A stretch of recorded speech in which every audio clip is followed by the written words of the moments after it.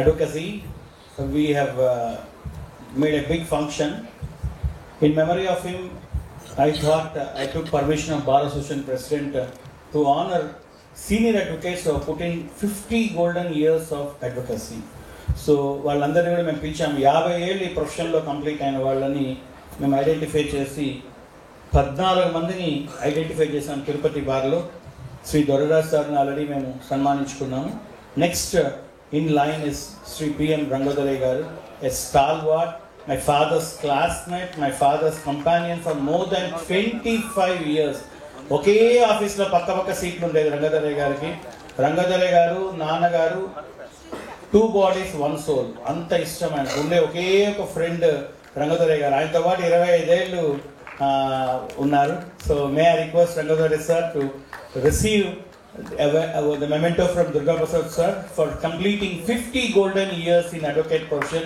Still active, 80 years, still he comes to the court, patiently sits, waits for the judge's turn for his turn, and he argues. Such a nice man, illuminary. Computers ఇవన్నీ లేని కాలంలో ఆయనకు తెలియని decision లేదు. Walking encyclopaedia. 1974 AP 1 అంటే ఏమని చెప్తాడు ఆయన. అంటే మా సైటేషన్స్ అంత great. With all your round of applause, may I request Rangodarayya sir to come out to the dais and receive the 50 years Golden Jubilee Award. Thank you sir. He's walking on his own independently. Subbu, he doesn't require your support. He's such a strong man. He walks to the court. So may I request, please sir, big round of applause. 80 years, 81 years. What was the vice? 82 complete. 82 completed. Is 1 year elder to my father. Please. Sri PM Rangodaraya Garu, Law College student, Madras Law College. My father, Tupul Srinivasan sir, Rangodaraya sir, were all classmates in Madras Law College. A prestigious law college. One more round of applause. Sir, come on sir. Sir, Vasu sir. Memento. And next in line is Sri Tupul Srinivasan sir. Sir. Appearance sir. Tupul Srinivasan sir. He has come in a full suit. Very jovial person. ఆయనకు కూడా 82 ఏళ్ళు. కానీ ఒక friend లాగా behave చేస్తాడు. ఎన్నడా వాసు అంటాడు కోర్టులో వచ్చిన వెంటనే. He drives his motorbike even now. ఇప్పుడు తోలుతున్నారు లేదు తెలియదు. మోటార్ బైక్ లో వస్తారు కోర్టుకి. Such a loving personality. Tupul Srinivasan sir, please. And is being accompanied by his son Gokul, is also an advocate. See his Charishma in full suit, 82 years, still no romance. Sir, you are a romantic personality, full suit. Yes, they're all legal luminaries. They are very great persons. Gokul, you are really blessed. Gokul is a loving son for Tupul Srinivasan. He is also an advocate. One more round of applause for this 82-year young boy. Thank you sir, TSN sir. He is popularly called as TSN. And now I request Kesavla Chandrasekhar sir.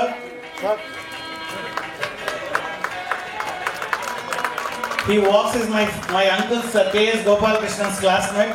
I told you, brother is your friend is coming. My uncle cancelled 2 times. He doesn't want to miss this program. Sir, my friend and will pichukondi. Keshavla Chandrasekhar, very active, very energetic. 50 years Golden Jubilee. Randi sir, Jala.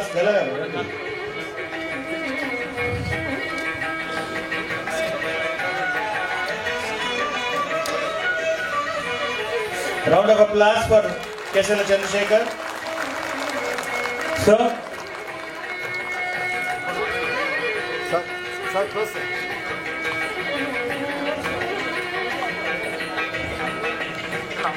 We also request one more young guy, G. Shivaram Reddy, maybe 85 plus. Shivaram Reddy garu.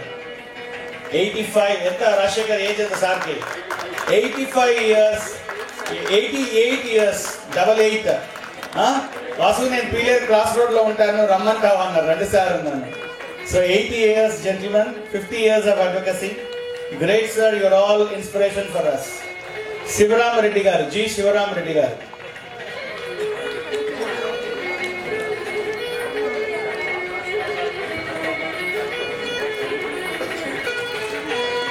G. Shivaram Reddy garu.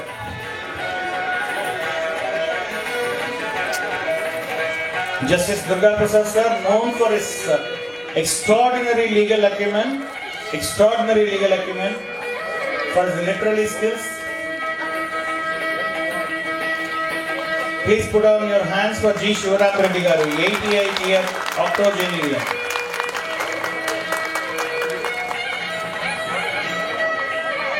Also a request, Sri K. Surinarayana. I know him, I practiced along with him when I was very young.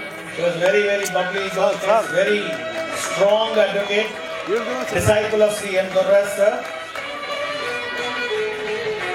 Age has conquered his body, but he was very strong in his young days. He came all the way from Bangalore, accompanied by her daughter, Arundhati, I think I'm right, Arundhati? Archana. Arundhati and Archana are my students, they studied in my school. Bangalore, yes, Bangalore. Yesterday we requested him, he's a disciple of very strong soldier of Dorras sir. He used to argue so beautifully. Sir. వయసు మీద పడిపోతున్న వీళ్ళకి advocate gown court మీద ప్రేమ పోలేదు. సూర్యనారాయణ గారు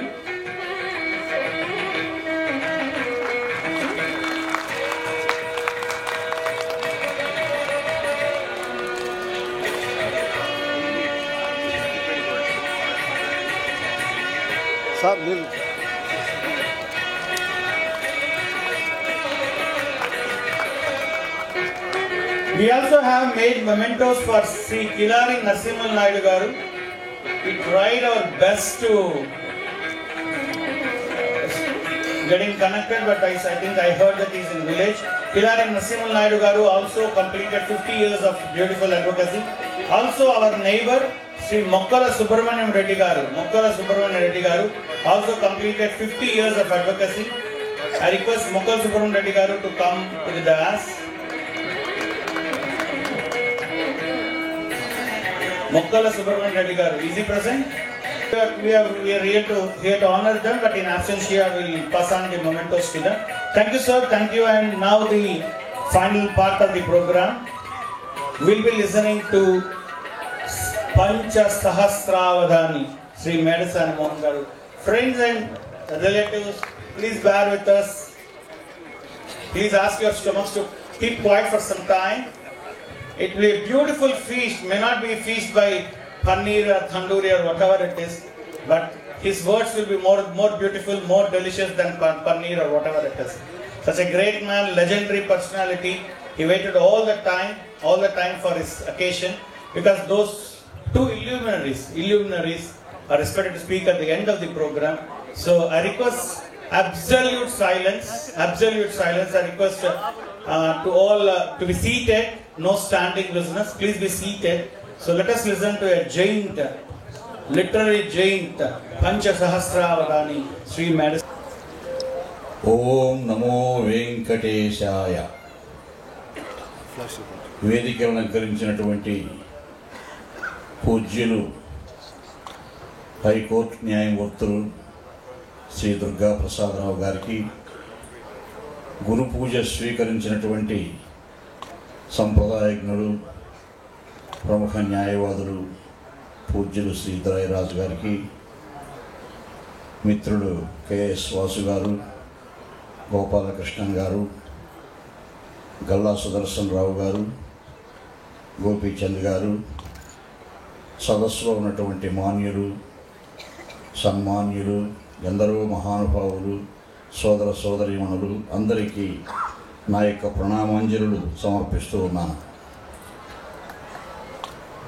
మిత్రుడు వాసు గారు, వారి తండ్రి గారైనటువంటి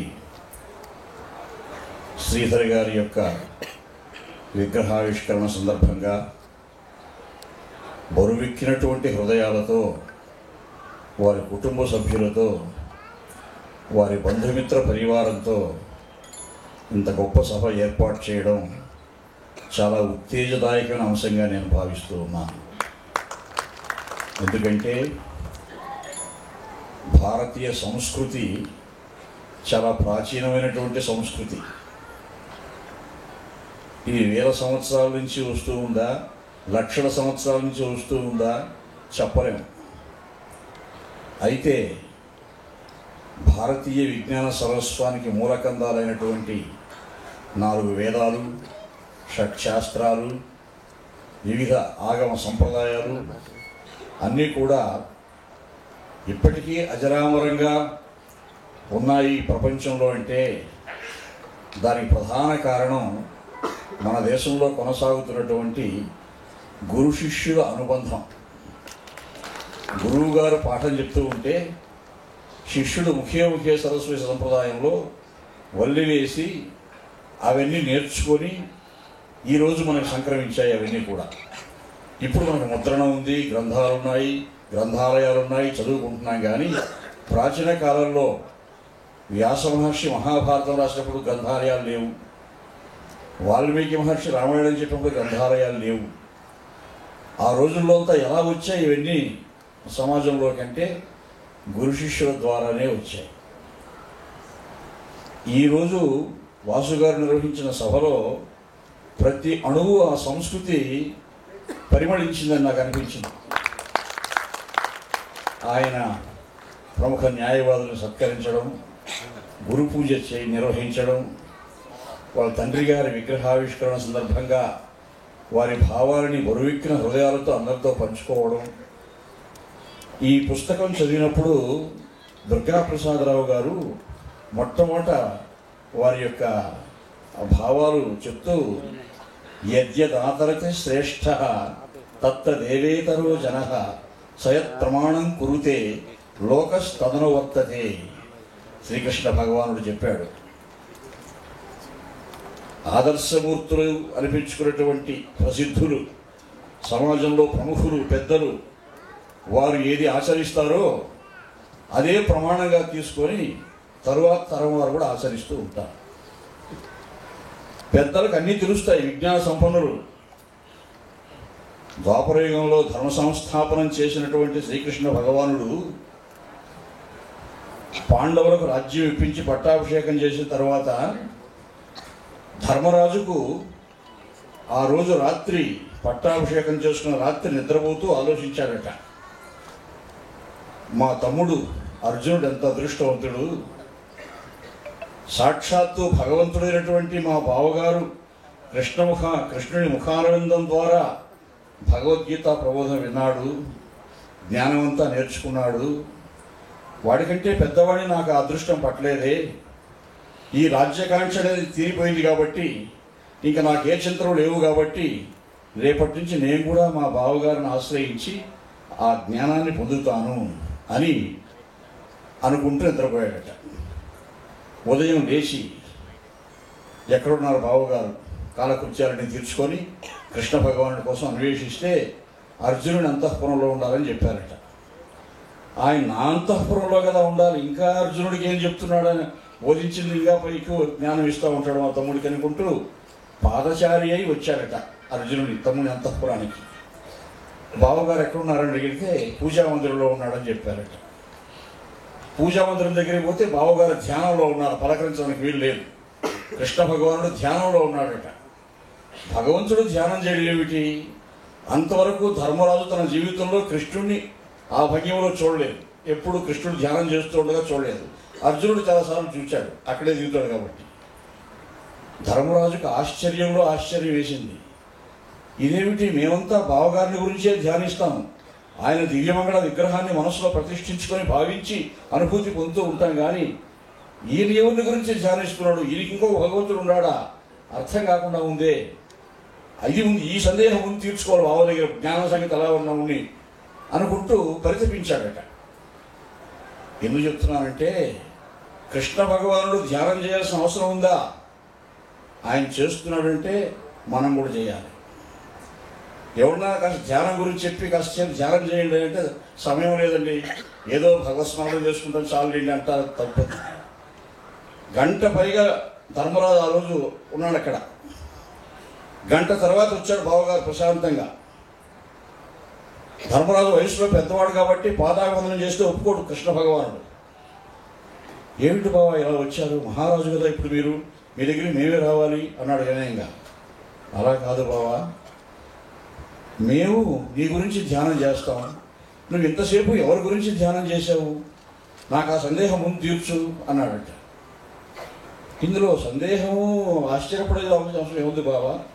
భక్తులు భగవంతుని ధ్యానిస్తే భగవంతుడు భక్తులు ధ్యానిస్తాడు. నేను నా భక్తుల గురించి ధ్యానించుకుంటున్నాను. యోగక్షేమం వహామ్యహం ప్రతిజ్ఞ చేశాను కదా, నా భక్తులు యోగక్షేమాలు చూసుకోవాలి కదా. ఇప్పటికీ కురుక్షేత్రం వెళితే అక్కడ కేశవరాయ మందిర్ అనే ఒక దేవాలయం ఉంది. ఆ దేవాలయంలో కృష్ణ భగవానుడు ఆ భంగిమలో ఉంటాడు, ధ్యానం చేసే భంగిమలో ఉంటాడు. ఆ ఒక్క దేవాలయంలో మాత్రమే మనం ఆ భంగిమలో భగవంతుడిని చూస్తాం, మిగిలిన ఎక్కడ చూడం. అలాగే అది ఆనాడు ధర్మరాజు సేవించినటువంటి భంగిమ. నా భక్తులు వారి యోగక్షేమాల గురించి ప్రతిరోజు ధ్యానంలో చూసుకొని ఏ భక్తుడికి ఏ దాసుడికి ఏది ఇవాళో ఏది చూసుకోవాలి కదా అన్నాడు. అయితే నేను కూడా నీ భక్తుడినే కదా అన్న, నేను రోజు నీకు ధ్యానంలో అనుసంధానం అవుతాను అంటే ఈ రోజు మాత్రం అనుసంధానమైన నిన్నటి వరకు కాలేదని చెప్పాడు. ఎందుకంటే నిన్నటి వరకు తీవ్రంగా రాజ్యాకాంక్ష ఉంది నీ మనస్సులో, కానీ మీ తమ్ముడు భీముడు దుర్యోధనుడు ఆ అర్జునుడు వాళ్ళు ఎప్పుడూ వస్తుంటారు నా మనస్సులోకి అని అంటే ఆశ్చర్యం. అది విని ధర్మరాజు, సరే బాబా, నా కనువిప్పు కలిగింది, ఆనందపడ్డాను. మా తమ్ముడికి చెప్పినట్టు నాకు కూడా ధ్యానం చెప్పు, జ్ఞానయోగం చెప్పు, భగవద్గీత ప్రబోధం చెయ్యి అని అడిగాడు. చేయి పట్టుకొని నాతో రా అని పిలిచాడు కృష్ణుడు. ఏదో ఏకాంత ప్రదేశానికి తీసుకుని బావగారు నాకు అన్నీ చెప్తారని అనుకున్నాడు ఆయన. ఏమీ కాదు, సరాసరి తీసుకెళ్ళి శరతల్పగతుడి ఉన్న ఆయన దగ్గర కూర్చోబెట్టాడు. భీష్ముడి దగ్గర, ఇదిగో మీ తాతగారు నీకు అన్నీ చెప్తారు, అర్జునుడికి నేను చెప్పిన జ్ఞానం కంటే ఎక్కువ చెప్తాడు ఆయన, నీకు గొప్ప జ్ఞాని, మహాభాగవతోత్తముడు. అప్పుడు భీష్ముల వారు అన్నీ చెప్పారు ధర్మరాజుకి. అదే శాంతి పర్వం మహాభారతంలో. శాంతి పంచకం అంటే మహాభారతంలో ఆది పంచకం, యుద్ధ పంచకం, శాంతి పంచకం, ప్రస్థానత్రయం, 18 పర్వాలు.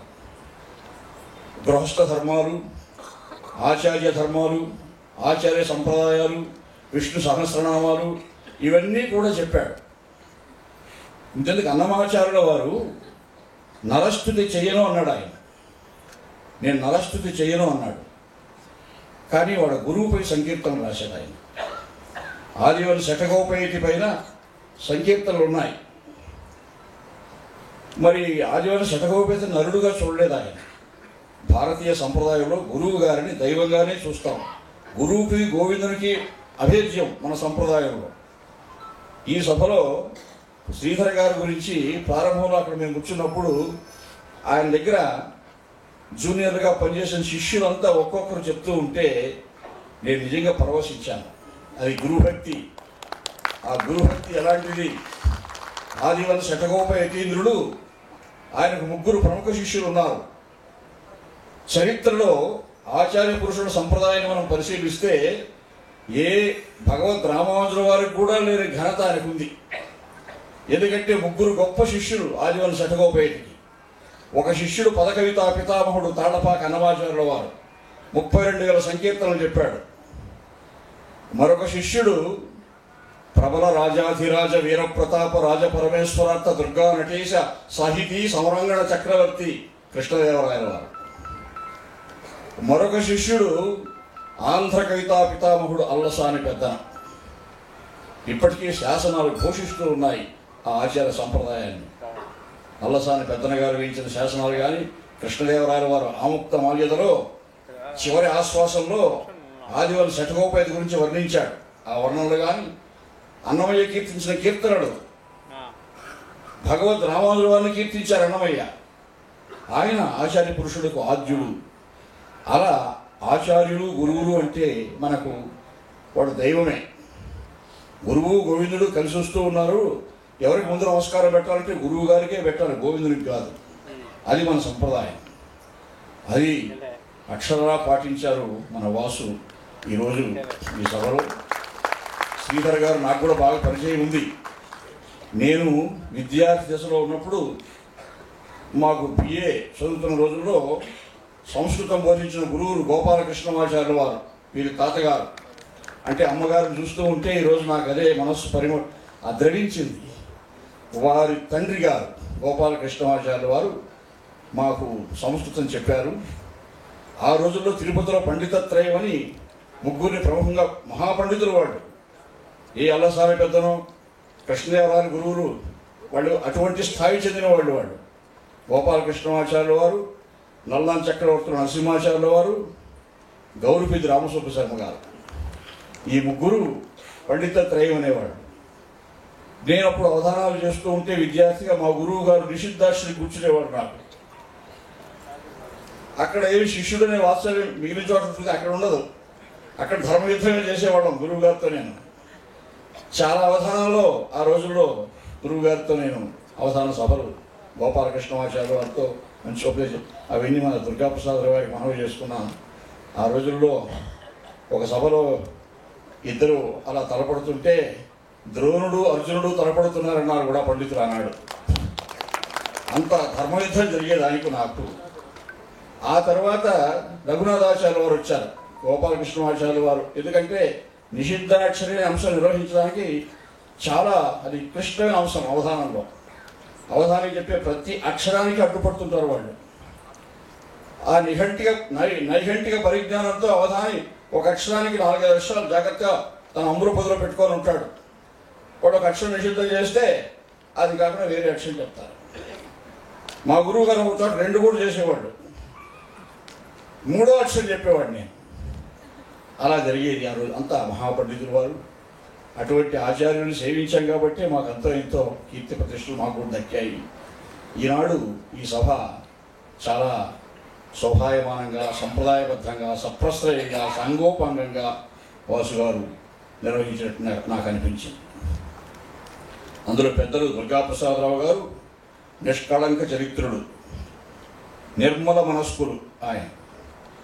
ఇక దొరైరాజు గారు, నేను అప్పుడు అన్నమాచార్యపేట డైరెక్టర్గా ఉన్నప్పుడు అహోలో జియర్ వారిని ఆహ్వానం చేయడానికి అక్కడ తిరుమల దగ్గర అలిపిరి దగ్గర వేచి ఉండేవాళ్ళు. అప్పుడు వచ్చేవారు. అప్పుడు అనుకుని అంత గొప్ప న్యాయవాది, నిరాడంబరంగా, ఒక శరణాగతుడుగా, ఒక దాసుడుగా, ఒక శ్రీవైష్ణవ సంప్రదాయాన్ని బాగా అక్షరాలా పాటించే ఒక భాగవతోత్తముడుగా ఆయన నాకు ఆ రోజు కనిపించేవారు. కోర్టులో చూస్తే ఆయన దృశ్యం వేరుగా ఉంటుంది. కానీ తిరుమలలో చూడండి, కృష్ణదేవరాయల వారు ఏ భంగిమలో ఉంటారు అక్కడ, శరణాగతుడుగా, దాసుడుగా. ఆయన ఇష్టదైవం వెంకటేశ్వర స్వామి వారు కాబట్టి ఆముక్తమాల్యద అనే కావ్యం రచించి భగవంతుడికి అంకితం చేశారు ఆయన.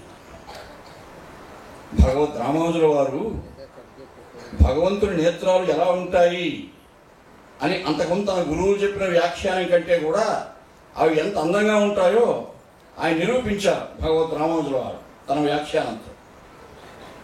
శరదృతువులో ఆ సూర్యకిరణాలు మిగిలిన ఋతువులో కంటే విలక్షణంగా ఉంటాయట. అటువంటి శరదృతువులో సూర్యకిరణాలు సోకిన వెంటనే విజృంభించి ఎలా పద్మం వికసిస్తుందో, గురువారం నేత్ర దర్శనం జరిగితే స్వామి నేత్రాలు అలా వికసిస్తాయట. మనం కూడా ఎన్నోసార్లు నేత్ర దర్శనం చేసుకో ఉంటాం, కానీ మనకు ఆ అనుభూతి కలిగిందా చెప్పండి? ఏదో చూసాము, ఈ నేత్రాలతో వచ్చేసాం. అది కృష్ణదేవరాయల వారు వర్ణించారు. ఆ వర్ణనకు భగవద్ రామానుజుల వారి ఉత్తేజము, భాగవతుడుగా ఆయన పొందిన అనుభూతి. బాలార్కాంసు విజృంభితామల శరత్ పద్మాక్ష పద్మాక్షమా నీళా జాంబవతీశ ఈశ బలభిన్ నీరేరుహోద్భూతది పాలామాల్య శిరోమణిద్యుతి కనత్ పాదాబ్జ ఫాలాలంకార కచావలి మకర దివ్యకుండలంచన్ముఖ. అరుణారుణ బింబంతో వచ్చే ఆ భగవానుని కిరణాలు సోకిన వెంటనే ఎంత పద్మం విజృంభించి వికసిస్తుందో ఈరోజు నీ నేత్రాలు వికసించి ఉన్నాయి స్వామి అంటాడు కృష్ణదేవరాయల వారు. అలా అనడానికి బాలార్కాంసు విజృంభితామల శరత్ పద్మాక్ష, అటువంటి పద్మాక్షుడు. అటువంటి నేను శ్రీధర్ గారితో వేపంజేరికి కూడా వెళ్ళాను ఒకసారి. వేపంజేరి క్షేత్రంలో కూడా అక్కడ పరమాత్మను సేవించుకునే భాగ్యం. అప్పుడు మా గురువు గారు కూడా ఉన్నారు, గోపాలకృష్ణమాచార్యుల వారు కూడా ఉన్నారు. అన్నమాచార్యుల కళాకారులను తీసుకెళ్ళి ఆ సన్నిధిలో సంకీర్తన పాడించవలసిందిగా అడిగాను నన్ను. నేను అప్పుడు అన్నమాచార ప్రాజెక్ట్ అధికారి కాబట్టి అది సులభం నా చేతిలో పని. నేను మా బృందాన్ని తీసుకొని వెళ్ళాను. నేను అత్యద్భుతంగా జరిగాయి కార్యక్రమాలు. ఉదయం పూట సంకీర్తనలు చేశారు, సాయంత్రం సంకీర్తనలు చేశారు. ఆ రోజంతా సందడిగా జరిగింది ఆ క్షేత్రంలో.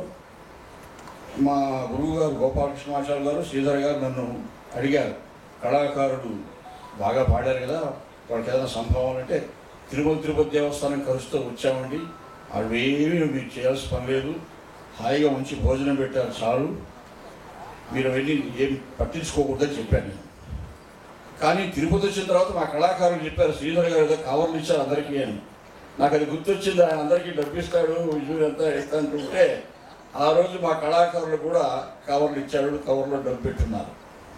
నేను వద్దని చెప్పాను కూడా, అయినా ఇచ్చున్నారు. ఆ రోజు మా కళాకారులు అందరూ ఇచ్చారు. మేము వద్దన్నాం సార్, మా డైరెక్టర్ గారు వద్దని చెప్పేశాను సార్, కానీ ఆయన వెళ్ళలేదు. తీసుకొచ్చి చివరిలో గానెక్కేటప్పుడు అందరికీ ఏదో ఇచ్చేశారు అని అన్నారు. ఇట్లా అది ఔదార్యం, అది మన సంప్రదాయం కూడా. ఒక కళాకారుని కానీ, ఒక వేద పండితుని కానీ, ఒక అటువంటి పెద్దల్ని, ఆచార్యుల్ని సముచితంగా పత్రం పుష్పం ఫలంతో ఉన్నట్టు అది మన దేశంలో అనాదిగా వస్తున్న సంప్రదాయం. కాకపోతే టీటీడీ ద్వారా అన్ని భగవంతుడు నిర్వహిస్తున్నాడు కాబట్టి అది చేయకపోయినా పర్వాలేదు. కానీ కొంతమంది పెద్దలు అది చేస్తారు, మహానుభావులు, ఆ సంప్రదాయం తెలిసిన వారు. అటువంటి మంచి సభలో నేను శ్రీధర్ గారితో ఆ క్షేత్రంలో ఆ రోజు ఆ సందడి అవన్నీ గుర్తొచ్చాయి. ఈరోజు కూర్చొని ఉంటే ఈరోజు కూడా ప్రశాంతంగా ఒక అవధానం చేసి ఉంటుంది. నాకు ఇవన్నీ చూస్తూ ఉంటే అవధానంలో ఏకాగ్రత ఉంటుంది కదా, ధారణ ఉంటుంది. అంటే ప్రాచీనంలో జరిగిపోయిన విషయాలని ధారణ చేసుకుంటూ కూర్చొని మా గురువు గారితో అవధాన సభలో కూర్చున్న సంగతులు, ఆయన ఎలా చేశారు, నేను ఎలా చెప్పాను, ఇవన్నీ గుర్తు తెచ్చుకుంటూ, దొరైరాజు గారు అప్పుడు వచ్చేవారు అలిపి దగ్గరికి, అహోవరం జిఎల్ వారు. అహోవరం అంటే అన్నమాచార్య వారికి గురుపీఠం అహోవరం. కృష్ణదేవరాయల వారికి కూడా గురుపీఠం. ఆదివారి శఠగోపైకి సాడూరు నరసింహరాయల వారిని ఉత్తేజపరిచి, ఆయన సాడూరు నరసింహరాయల వారు చిన్న రాజు, ఒకప్పుడు ఒక చిన్న ప్రాంతానికి రాజు. అటువంటి రాజు ఆదివారి శఠగోపైకి ఇచ్చిన ఉత్తేజంతో యావత్ దక్షిణ భారతదేశాన్ని శాసించే విజయనగర సామ్రాజ్య చక్రవర్తి అయినారు. ఆయన తర్వాత సాడు వంశం తర్వాత తుళూరు వంశం, కృష్ణదేవరాయల వారు వాళ్ళ వంశం పరిపాలించారు. అందువల్ల ఆ పరంపరలో కృష్ణదేవరాయల వారు కూడా ఆదివారి శఠగోపైకి శిష్యులైనారు. అక్కడ ఆయన సమాశ్రయణం అంతా కూడా ఆ ఆదివారి శఠగోపైకి నియమించినటువంటి వారే తాతాచార్యుడు. విజయనగరంలో రోజు దేవతార్చన చేయించేవారు రాయల వారి దగ్గర. అలా ఎన్నో ఐతిహ్యాలు ఇక్కడ కూర్చొని నేను గుర్తు చేసుకోవడం జరిగింది. చాలా బాగా నిర్వహించారు వాసు గారు, వారిని నేను అభినందిస్తున్నాను. అయితే ఈ అనంతకాల ప్రవాహంలో తప్పదు, ఎడబాట్లు తప్పవు. నాకు అనిపించింది మానవ జీవితంలో 50 ఏళ్ల వరకు అది వసంతం. 50 ఏళ్ళు దాటితే మనసు గట్టి చేసుకోవాలి. ఎందుకంటే మనకు ఆత్మీయులైన వాళ్ళంతా ఒక్కొక్కరు పోతూ ఉంటారు. నేను 20 దేశాలు తిరిగాను, దేశాటన చేశాను. మన ఆంధ్రదేశంలో అన్ని జిల్లాల్లోనూ కార్యక్రమాలు చేయడం. అయితే ఇప్పుడు నాకు బాధ చేయాలంటే, ఒకనొకప్పుడు ఒక 25 ఏళ్ళు 30 ఏళ్ళు వెనక నన్ను ప్రోత్సహించినటువంటి పెద్దలు ఇప్పుడు లేరు చాలామంది. వాళ్ళంతా పరమపదించారు. ఏ ఉత్తమ లోకాల్లోనూ ఉంటారు తప్పకుండా వాళ్ళు, నాకు ఆ నమ్మకం ఉంది. కాబట్టి నాన్నగారు కూడా, శ్రీధర్ గారు కూడా ఆయన పరమపదం చేరి ఉంటారు. సాక్షాత్తు ఆ దేవదేవుని సన్నిధిలో మనం భాగవతంలో చూస్తే సనక సనందనాథులకి భగవత్ సాక్షాత్కారం ఆయన అనుగ్రహించేశాడు. ఎప్పుడు సర్వకాల సర్వావస్థలో వాళ్ళు ఎప్పుడైనా రావచ్చు, ఎప్పుడైనా చూడవచ్చు. ఆ సంగతి తెలియక జైవిజయులు అడ్డగించి శాపగ్రస్తులైనారు. వారు ఆ సనక సనందనాథులు వైకుంఠంలో అడుగు పెడితే కొన్ని దృశ్యాలు చూస్తూ వెళ్తారట శ్రీమన్నారాయణ దగ్గరికి. సరోరుహోదరుని మంగళ దివ్య కథానులాప నిర్భర పరితోష బాష్పజల బంధుల చారు కపోల గద్గద స్వర పులకీకృతాంగులకు వారడు. అటువంటి వాళ్ళు ఉంటారట అక్కడ. ఆ శ్వేతద్వీపం చేరుకున్న తర్వాత అందరికీ భగవంతుని రూపం వచ్చేస్తుంది. శంఖ చక్రాలు, కిరి అన్నీ వచ్చేస్తాయి. మాకు ఆ రూపం వచ్చేది కదా అని ఆడంబరంగా గుర్తుంటారు వాళ్ళు. మంగళ దివ్య కథానులాప నిర్భర పరితోష బాష్పజల బంధుల చారు కపోల గద్గద స్వర పులకీకృతాంగులై ఉంటారట. అలా ఉంటారు వాళ్ళకి. శ్రీధర్ గారు కూడా వాళ్ళతో కలిసిపోయి ఉంటారు నాకు అనిపిస్తుంది. గోపాలకృష్ణమాచార్య వారు కూడా వారితో కలిసే ఉంటారు నాకు అలా అనిపిస్తుంది. అలా పెద్దలంతా భగవద్ అనుగ్రహానికి పాత్రులైన వాళ్ళు. వారి గురించి మీరు ఏమీ విషాదాన్ని పొందవలసిన పని లేదు. అస్తే బరువెక్కిన మనస్సులు ఉంటాయి. అదే మన సంయమనంతో మన మనసును కృష్ణ భగవానుడే చెప్పాడు. అది కాలోస్మి లోకక్షయకృత్ ప్రవృద్ధో, నేనే కాలాన్ని అని చెప్పాడు. ఆయనే కాలమైనప్పుడు మనం ఆయనే ఆశ్రయిస్తాం. చెప్పాడు అర్జునుడికి కూడా, నేను ఎప్పుడో చంపేశాను రా వాళ్ళని, నువ్వు నామమాత్రంగా చంపు ఇప్పుడు అంతే. తస్మాత్వం ఉత్తిష్ట యశోలభస్వ. కౌరవులు ఎప్పుడు చంపాడంటే భాగవతం చెప్పింది ఆ సంగతి. పాంచాలి కబరి వికర్షణ మహాపాపక్షతాయుష్కులన్. ఏనాడు ద్రౌపది అమ్మవారికి వస్త్రాపహరణం చేయాలనే పాప ఆలోచనతో వాళ్ళు ఆ పాపం చేయాలని ప్రయత్నించారో ఆనాడే కృష్ణ భగవానుడు అమ్మవారికి వస్త్రాలు ప్రదానం చేశాడు. ఆ లీల అందరూ చూశారు. అందరికి కనపడే లీల. కనపడకుండా జరిగిన లీల ఏమిటంటే కౌరవుల ఆయు ప్రమాణాలన్నీ కూడా ఆనాడే తీసేశారు. వాళ్ళు కట్టెలుగా బ్రతికారంతే. అది భాగవతం చెప్పింది. పాంచాలి కబరి వికర్షణ మహాపాపక్షతాయుష్కులను. ఆనాడే వాడు క్షతాయుష్కులు అయిపోయినారు. వాళ్ళు నామమాత్రంగా కురుక్షేత్రంలో చంపించాడు. చంచద్గర్వుల ధార్తరాష్ట్రుల అని చంపించి గోవిందుడు ఇప్పించిన రాజ్యము ధర్మపుత్రుడ. గోవిందుడు ఇప్పించిన రాజ్యము ధర్మపుత్రుడ. కల్పించని మహాఖ్యాతి చేయించని 3 తురంగ మేధములు దేవేంద్ర ప్రభావం పునను. అవన్నీ ధర్మ సంస్థాపన చేసిన భగవంతుడు ఆయన దగ్గరే ఉంటారు నాన్నగారు. కాబట్టి అదే నేను ఆ కుటుంబ సభ్యులకు ఇచ్చే సందేశము. వారితో కూడా నేను ఆ విషాదాన్ని పంచుకుంటున్నాను. నేనే కాదు, అందరూ కూడా ఈరోజు పంచుకున్నారు. నేను ఇంతంటే ఎక్కువగా మాట్లాడటం నిజానికి ఇప్పుడు నాకు కూడా మనసు బరువెక్కుతూ ఉంది రాను మాట్లాడుతూ ఉంటే. అందుకని నేను కూడా గద్గద స్వరం అయిపోతుందేమో నాకు అనిపిస్తూ ఉంది. నాకు ఈ అవకాశం ఇచ్చినటువంటి వాసు గారు, మా బట్టా పురుషోత్తం రెడ్డి గారు, మాకు వారి నైబర్, వారికి ఆత్మీయులు మన వాసు. నేను ఎక్కడో ఏ కార్యక్రమంలో ఉండగా ఫోన్ చేసి ఫలానా రోజు ఈ కార్యక్రమం ఉంది అంటే నా డైరీలో నోట్ చేసుకున్నాను. వస్తాను, తప్పకుండా వస్తానని చెప్పి. అందులో దుర్గాప్రసాదరావు గారు వస్తున్నారంటే ఇంకా నాకు ఆనందం వేసింది. కాబట్టి అందరికీ నా యొక్క పునః ప్రణామాంజలు సమర్పిస్తూ ప్రస్తుతం సెలవు తీసుకుంటాను. కృష్ణుడు భగవద్గీత చెప్పినట్లు విషాద యోగం చెప్పినట్టు మీరు మాకు చాలా అనుగ్రహం చేశారు. మీ పాండిత్యానికి పరీక్ష కాదు, కానీ మా మణి గారు రండి.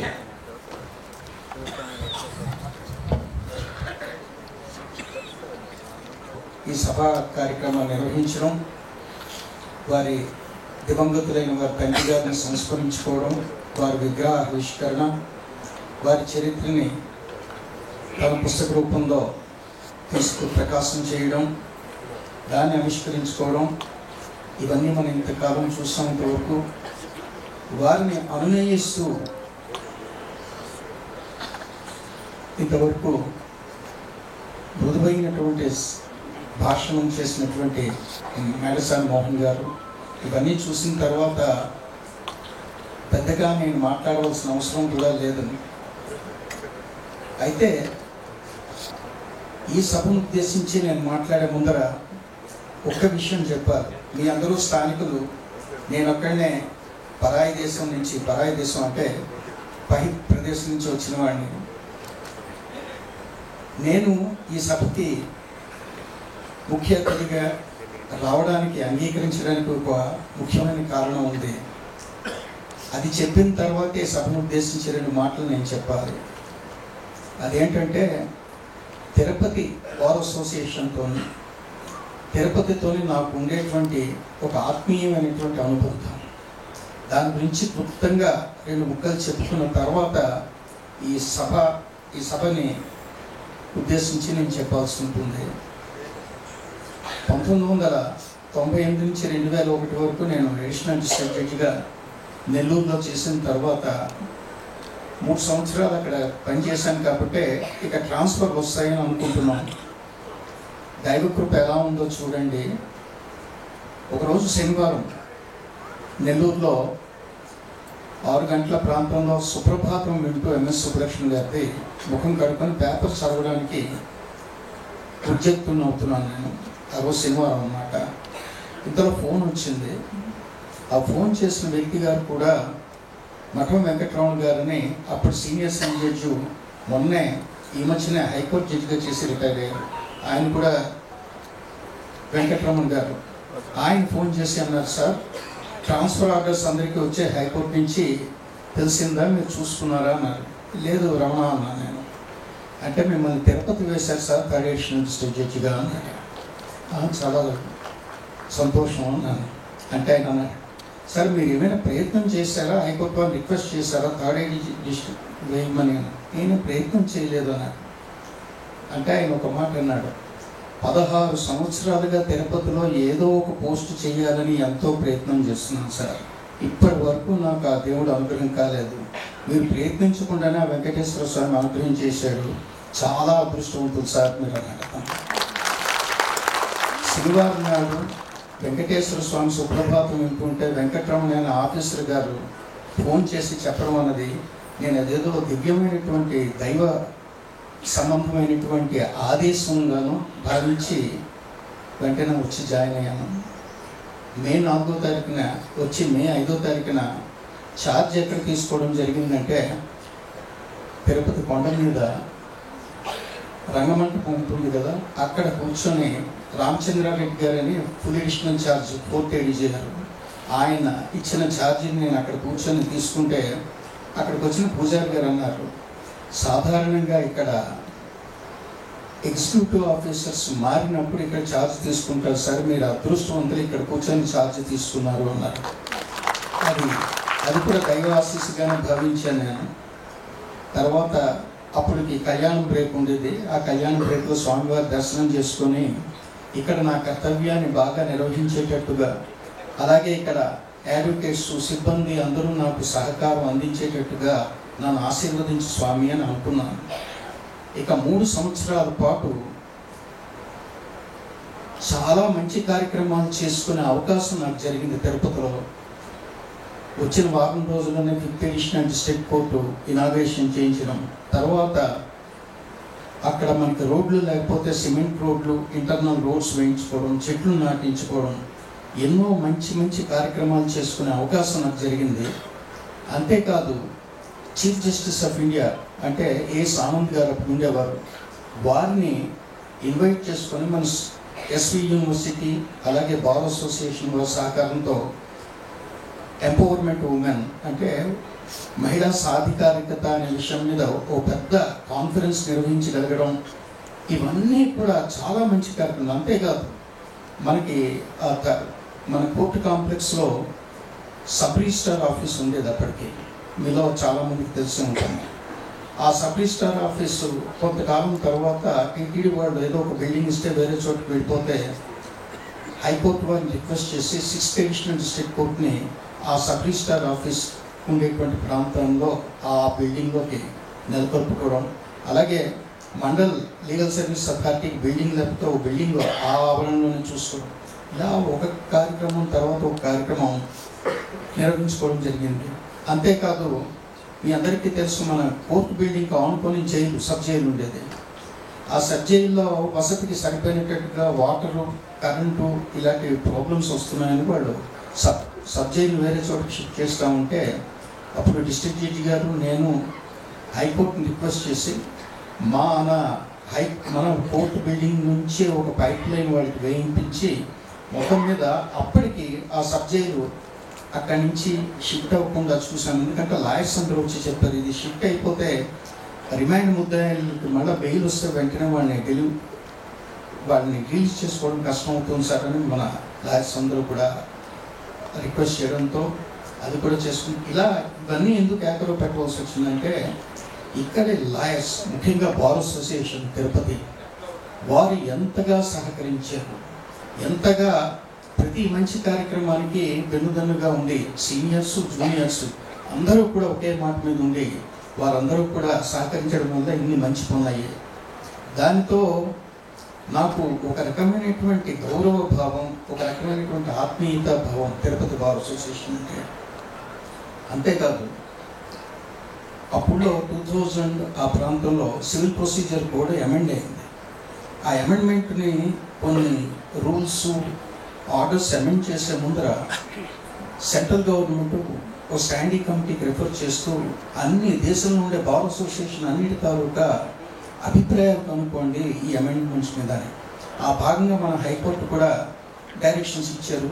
చిత్తూరు డిస్ట్రిక్ట్ జడ్జి గారు నాకు ఇన్స్ట్రక్షన్స్ ఇచ్చి మన బార్ మెంబర్స్ అందరితోనూ ఒక మీటింగ్ పెట్టి ఏ రకమైనటువంటి అమెండ్మెంట్స్ మీకు బాగున్నట్టుగా ఉన్నాయి, ఏవి ఇంకా మారితే బాగున్నాయంటే, ఇది ఎందుకు చెప్తున్నానంటే ఒక ముఖ్యమైనది, మన ఇక్కడ సీనియర్ అడ్వకేట్స్ అప్పట్లో ఛాయాపతి గారు, దొరైరాజు గారు, తర్వాత గురుస్వామి గారు, మిగతా కొంతమంది కూర్చొని ఈ ఆర్డర్ 18 రూల్ 4A అని ఉంటుంది, తెలిసే ఉంటుంది. అంటే ఎవిడెన్స్ని ఎఫిడవిట్ రూపంలో తీసుకునే పద్ధతిని ప్రవేశపెట్టింది మొట్టమొదటిసారిగా ఆ 2000 అమెండ్మెంట్తో. దానికి వారందరూ కూడా ఏమన్నారంటే ఎఫిడవిట్ చీఫ్ దాని ద్వారా తీసుకోవడంలో తప్పు లేదు, కానీ డాక్యుమెంట్స్ మార్క్ చేయడం కూడా దాని ద్వారా అయితే ఇబ్బందులు వస్తాయి. ఆ మార్కింగ్ ఆఫ్ డాక్యుమెంట్స్ మాత్రం ఓపెన్ కోర్టులో ఆపోజిట్ సైడ్ అడ్వకేట్స్ సమక్షంలో ఉంటే వారికి ఏమైనా డాక్యుమెంట్స్ మార్కింగ్లో అబ్జెక్షన్ ఉంటే వాళ్ళు దాన్ని రేజ్ చేస్తారు, అప్పుడు కోర్టు దాన్ని డిసైడ్ చేస్తే బాగుంటుంది అని ముఖ్యమైనటువంటి ఒక సలహా ఇచ్చారు. నాకు ఇప్పటికీ జ్ఞాపకం. నేను అది నోట్ చేసుకొని మన డిస్ట్రిక్ట్ జడ్జి గారి ద్వారా హైకోర్టుకి పంపించాను.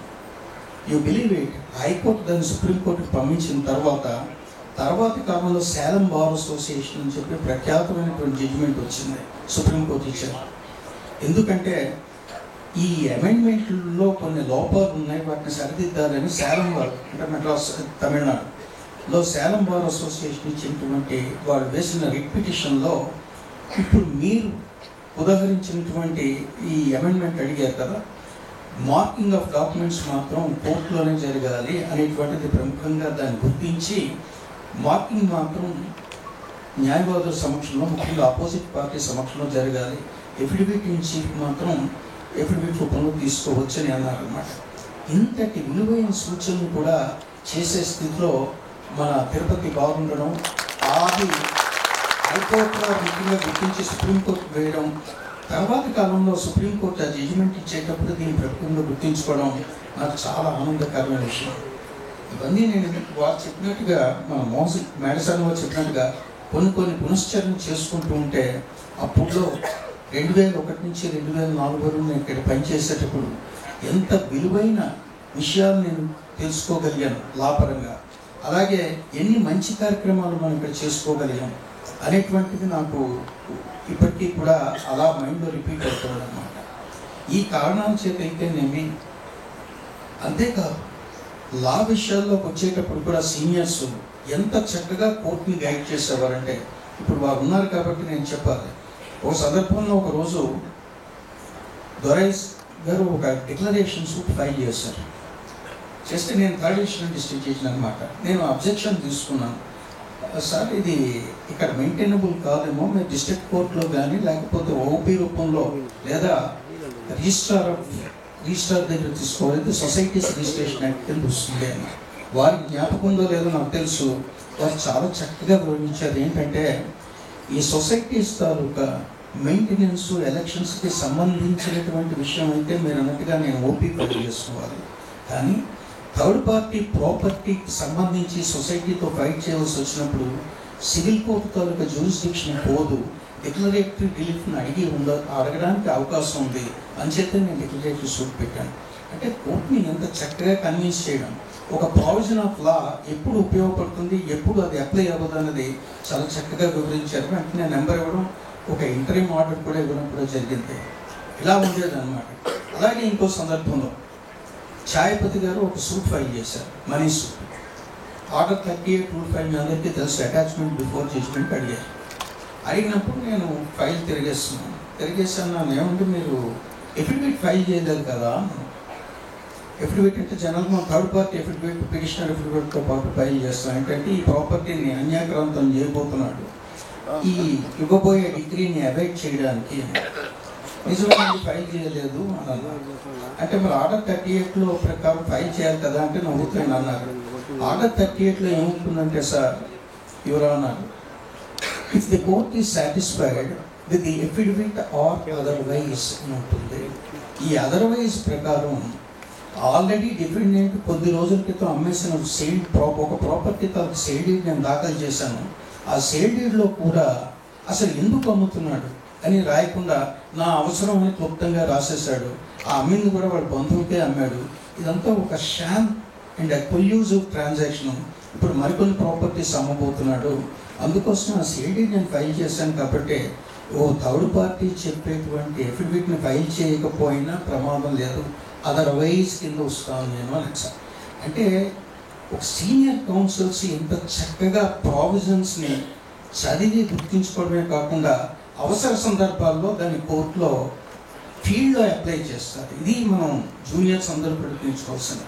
వెంటనే వస్తాను కరెక్టే, ఎన్నోసార్లు చదివాం ప్రాబ్లం, కానీ అదర్వైజ్ అనే పదానికి ఎప్పుడు కూడా అంత ప్రాముఖ్యత ఇవ్వలేదు. వారు ఆర్గ్యూ చేసిన తర్వాతే ఇవ్వాల్సి వచ్చింది. ఇంకో సందర్భం అది ముఖ్యమైనది. ఒకసారి శ్రీధర్ గారే ఒక సూట్లో కమిషనర్ని అపాయింట్మెంట్ చేయమని చెప్తూ వారు కోరారు అనమాట. పిటిషన్ ఫైల్ చేస్తారు. ఏంటంటే ఆ పర్టికులర్ సూట్ స్థలంలో ఒక మోటార్ షెడ్, ఆ మోటార్లో వాటర్ తోడడానికి మోటార్ ఉన్నాయా లేదా అనేది డిస్ప్యూట్. శ్రీధర్ గారు అంటారు లేదు అక్కడ అని, అవతల పార్టీ ఉంది అని అంటారు అన్నమాట. ఒక కమిషనర్ని అపాయింట్ చేయమని అడిగారు. అడిగితే నేను మళ్ళీ అది నా కోర్టులో, ఇవన్నీ నా కోర్టులో జరిగినవి కాబట్టి 20 ఏళ్ల క్రితం జరిగిన నా మస్తిష్కంలో అలాగే ఇంప్రింట్ అయి ఉండడంతో నేను వెంటనే ఎక్స్టెంపోర్ చెప్పగలుగుతున్నాను. వెంటనే నేను అన్నాను, మీ ఆర్గ్యుమెంట్ బాగుంది శ్రీధర్ గారు, కానీ ఇది కలెక్షన్ ఆఫ్ ఎవిడెన్స్ అవుతుందేమో అని అడిగారు అనమాట. దానికి మీరేం చెప్తారు? చాలా చక్కగా దిస్ ఈజ్ ది యాక్యుమెన్ అంటారు దీన్ని, ప్రోగ్రెస్ ఆఫ్ సీనియర్ అడ్వకేట్స్. అది మనం వారి దగ్గర నుంచి నేర్చుకోవాలి. ఎంత చక్కగా వివరించారంటే ఏ సందర్భంలో కమిషనర్ని పంపించమని అడగడం కలెక్షన్ ఆఫ్ ఎవిడెన్స్ కింద వస్తుంది, ఏ సందర్భంలో ఒక ఫ్యాక్ట్ ఉన్నట్టుగా అక్కడ చూసి రాయమండం అవుతుంది అనే ఆ నేరో డిస్టింక్షన్ని చాలా చక్కగా వివరిస్తున్నారు. ఈ సందర్భంలో ఆయనేమో అక్కడేమో షెడ్డు ఒక దాంట్లో మోటార్ ఉందంటారు, నేను లేదంటాను. నేను వాగిన నెగిటివ్ ఫ్యాక్ట్ గురించి చేసినంత లేదు అనేది, నేను లేదు అనేది వేరే రూపంలో ప్రూవ్ చేసినది ఎవరో అఫిడవిట్ పడి వచ్చి అక్కడ లేదు అని, అది బలమైంది కాదు. కానీ కోర్టు కమిషనర్ వెళ్ళి అక్కడ ఉందా లేదా అన్నది మాత్రం just it is like a localisation లాగే వస్తుంది తప్ప నా కోసం ఏ ఎవిడెన్స్ని గ్యాదర్ చేసినట్టుగా రాదని చాలా కన్విన్సింగ్గా ఆర్గ్యూ చేసి ఒక 10 జడ్జ్మెంట్స్ కూడా సైట్ చేశారు. వెంటనే నేను అపాయింట్ చేయడం కూడా జరిగింది కమిషనర్. ఇది నేను చెప్పబోయేది అనమాట. ఈ కారణాలన్నిటితోనే నాకు తిరుపతి బార్ అంటే అటు జ్యుడిషియల్ వర్క్ నేర్చుకోవడానికి చాలా చక్కటి, అంతేకాదు ఇనామ్స్ అబాలిషన్, ఎస్టేట్స్ అబాలిషన్, వీటన్నిటిలో కూడా చాలా చక్కగా ఆర్గ్యూ చేసేవారు. ఎందుకంటే ఇక్కడ కొన్ని సూట్స్ అన్నీ కూడా ఆ వాటిని బేస్ అయ్యి ఉండేది. ఇంకో సందర్భంలో గురుస్వామి గారు అన్నమాట, ఆయన అప్పటికి అడిషనల్ పబ్లిక్ ప్రాసిక్యూటర్ నా కోర్టులో చేసేవారు. ఎంత ఓపెన్ మైండెడ్గా ఎంత క్యాండిడ్గా ఉండేవారు అంటే, ఒక 304B ఐపీసీ కేసు అంటే ఒక భార్య అనుమానాస్పద పరిస్థితిలో 7 ఏళ్ళు వివాహం అయిన దాంట్లో అనుమానాస్పద పరిస్థితిలో చనిపోయింది. చనిపోతే అది డౌరీ డెత్ కేసు అని ఉంటారు అన్నమాట. అంటే భర్త ఆవిడ తాలూకా బంధువులు ఆమెని హింసించడం వల్ల చనిపోయిందని ప్రాసిక్యూషన్ కానీ చెప్పగలిగితే, ప్రూవ్ చేయగలిగితే అది డౌరీ డెత్ కేసు కింద వాళ్ళని శిక్షించవచ్చు. ఆయన ఆ కేసులో భర్తని అతని 2 ఆడపడుచుల్ని ఎక్యూజ్డ్గా చేర్చారు.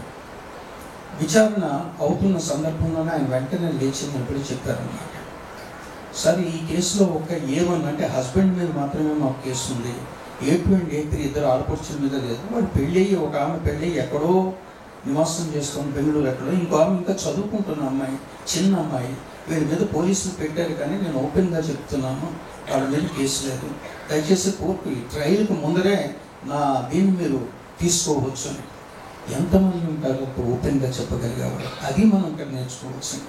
ఓ పబ్లిక్ ప్రాసిక్యూటర్ సరే ముందర ట్రయల్ జరిగినాయి, అయిన తర్వాత అప్పుడు ఎవిడెన్స్ ఎలా ఉంటే అప్పుడు చూద్దాంలే అనుకుంటారు. కానీ ఛార్జెస్ ఫ్రేమ్ చేసిన టైంకే లేచి ధైర్యంగా నిలబడి అంటే ఒక స్టేజ్లో చూస్తే పబ్లిక్ ప్రాసిక్యూటర్ అలా చెప్తే పోలీసులు ఆయన మీద కొంచెం కెనక వహిస్తారు, మీ అందరికీ తెలిసిన సందర్భాలు ఇవి.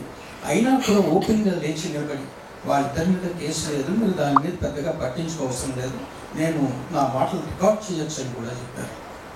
ఇది ఈ రకమైనటువంటి అడ్వకేట్స్, సీనియర్ అడ్వకేట్స్ అలాగే జూనియర్ అడ్వకేట్స్ కూడా అంతే చక్కగా నా టైంలో వాళ్ళందరూ సహకరించేవారు.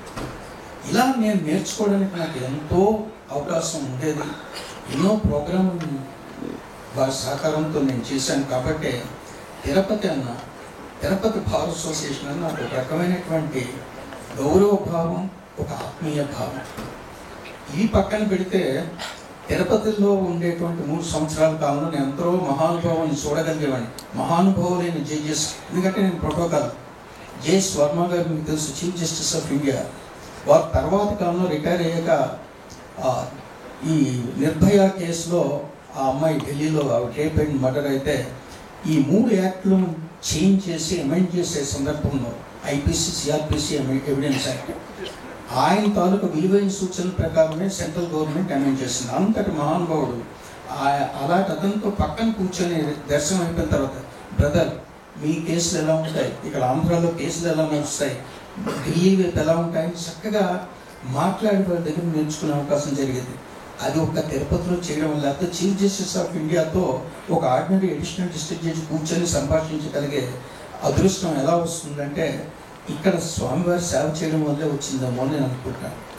అంతేకాదు నాకు కొంచెం సాహిత్యం మీద మక్కువ ఎక్కువ. ఎందుకంటే మా తాతగారు, తండ్రి గారు ఆయన శతావధాని, ఆయన కూడా నారాయణమూర్తి గారని, ఆయన పార్వతీపురం అంటే విజయనగరం జిల్లాలో పెద్ద లాయర్ కమ్ శతావధాని. అది కాస్త బెడ్లో ఉండడం వల్ల సాహిత్యం అంటే మక్కువతో మేడసాని మోహన్ గారు లాంటి మహానుభావుల తలకు సాంగత్యం ఏర్పడడం, ఎప్పుడు కావాలంటే అప్పుడు వారు ఎంత ప్రేమ ఆత్మీయతో ఎప్పుడు ఫోన్ చేస్తే చాలు, సార్ సాహిత్యంలో నాకు ఈ రకమైనటువంటి డౌట్ ఉందంటే వెంటనే దానికి సమాధానం చెప్పేవారు. మీరు ఎరగరు, మీకు ఇక్కడ చెప్పాలి సభాముఖంగా నేను ఒప్పుకు తీరాలి. ఏంటంటే ఈ మధ్య కాలంలో నేను ఒక సభకు వెళ్ళవలసి వచ్చింది. అది విశాఖపట్నంలో కొప్పరపు కవులని శతావధానులు, వాళ్ళ తాలూకా మనవడు వాళ్ళు రాసిన ఒక పుస్తకాన్ని రిలీజ్ చేస్తున్నారు. దైవ సంకల్పాన్ని వాళ్ళు ఇప్పుడు రాసిన పుస్తకం. దాన్ని నన్ను ముఖ్య అతిథిగా ఇలాగే పిలిచారు.